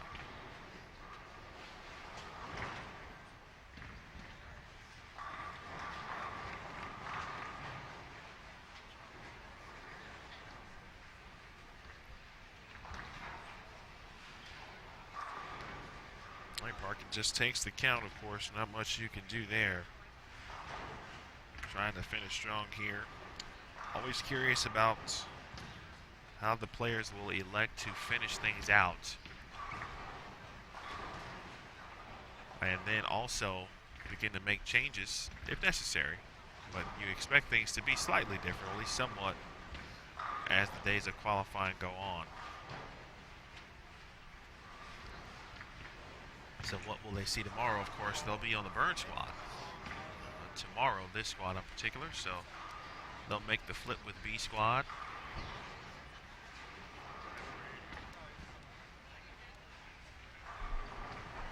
Again, B squad will bowl on the burn today, and B squad tomorrow on the fresh. A will bowl in the afternoon, and then both squads on Saturday will bowl on the fresh. And so, actually, Saturday's B squad will start 1 hour later, 2 p.m. Pacific, 5 p.m. Eastern time.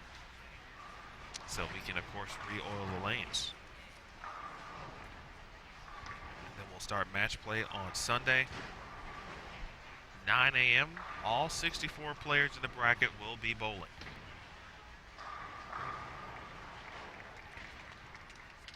Of course, this is a double elimination event. So we've seen some magical runs in the past from the contenders bracket. And then we'll also see what is always it's a tough match to be a part of, but it presents generally a lot of excitement. The final contenders bracket match with the 4 players for 3 spots opportunity, and that will be the last match. At that point, we'll know who the top 2 seeds will be. They would have bowled each other for the right to be the top seed as well. So, and at that point, we'll be finalizing the final 3 players who will be a part of it.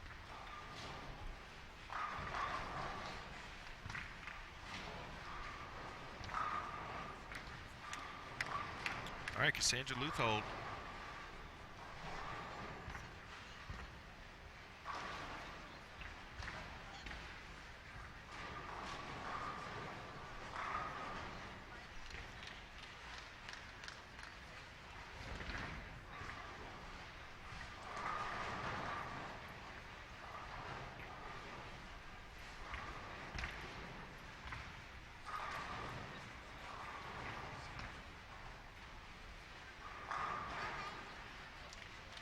Front 8.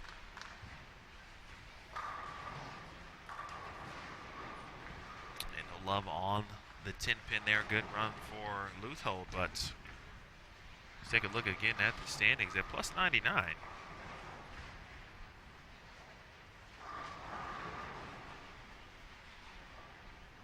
Opportunity to make some moves here, obviously.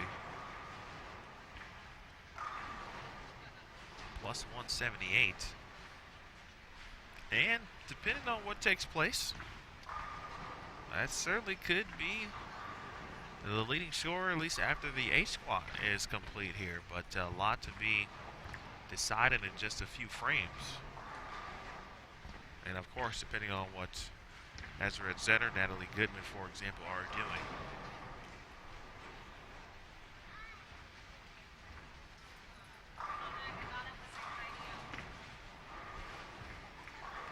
Blair Blumenscheid can strike in the 9th frame. She is over on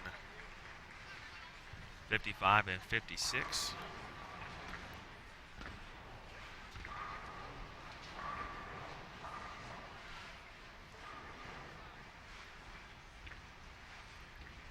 Here's Tish. Tish won major. U.S. Women's Open 1992, actually at Fountain Bowl in Fountain Valley, California. The won majors on the PWBA tour. She has not won, but she did win the Senior Queens for the first time as well this season. So perhaps good vibes still going for Tish Johnson. But I'll tell you what, if Tish Johnson can get in the bracket, I mean, I don't want to bowl her. I don't care how old she is. So I mean, it'd be tough to choose against, in match play form, because anything can happen in match play, and that's why a lot of the players say, hey, listen, we just got to get there. But getting there sometimes can be very difficult. We have 15 games to do it, as we watch Cassandra Luthold, 10th frame. Oh, again, I said it earlier, I just disintegrated. My right arm is actually leaving right now because that 8-pin was left. You know, that could potentially cost her a chance at leading the squad, but, at the end of the day, it's about making good shots. I think I haven't seen all of them, but the last 2 certainly have been good. I'd say the last 4 that we've seen on camera. Missy Parkin, that one certainly was a good shot. It's a big shot in the 10th frame, first one for Missy.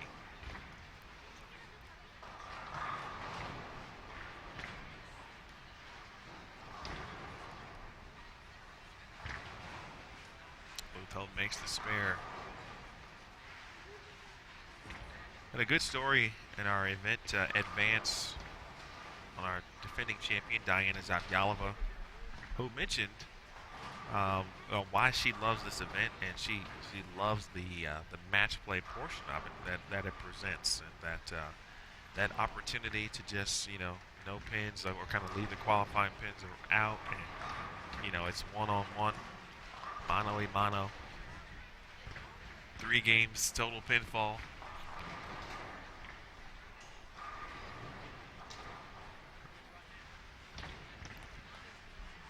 But it's just gonna, hey, it's me and you, and let's see what happens. So a lot of the players enjoy that, and they look forward to it.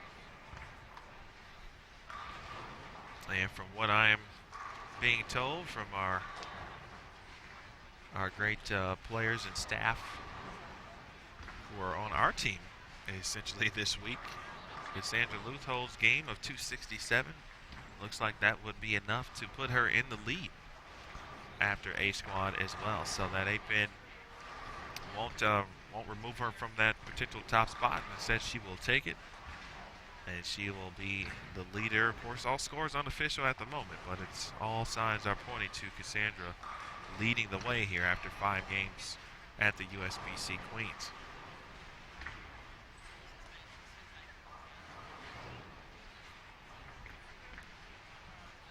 Desiree Negron now finishing out. She finished up her career collegiately, bowled at Weber International. We've seen her bowl a few events in the last couple of years. Great shot there. Also bowls for Team Puerto Rico. Nice 3-bagger.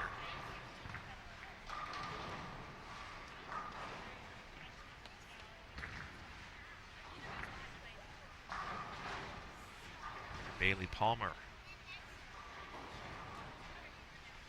made a ball change, not sure when, but definitely throwing something different than what we saw earlier in the game.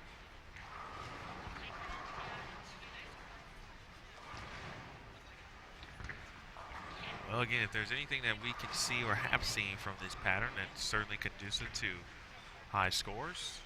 Shannon O'Keefe joined us earlier.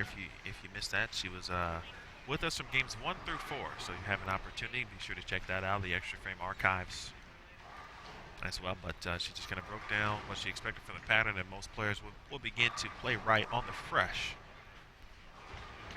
But I think either way, and I think it'll be even more important, especially as the day goes on the burn squad, that if you continue to miss right early, you will have no chance. And that's evident on the fresh. Can't see it, that portion of it getting better.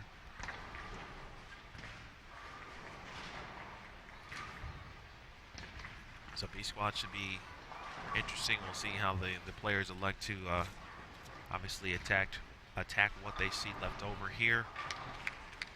And then we'll see obviously the flip-flop tomorrow. And see which players may have learned what and from who. Negron on a 4-bagger, looking to finish out with 5.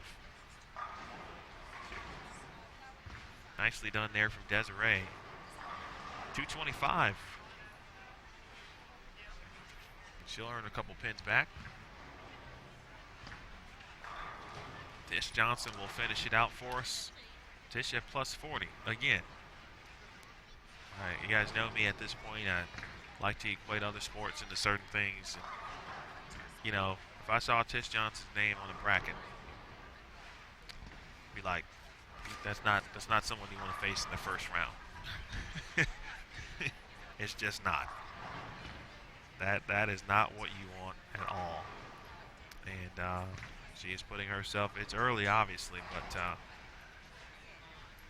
taking the notes, I'm sure making the mental notes of what works and what is not working on the fresh. This will be a very good finish for her. Can get to plus 75 overall. I think that'll be a very good number to start with for Tish, the great lefty. And Tish will essentially end our coverage here of round 1 A squad here on Bowl TV on Extra Frame.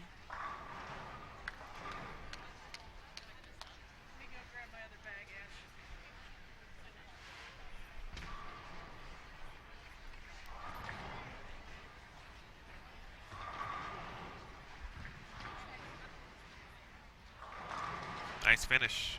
235 for Tish. Again, she does indeed get to plus 75. How about that? So, nicely done there. And as we said, Tish Johnson will end our coverage of A Squad Round 1.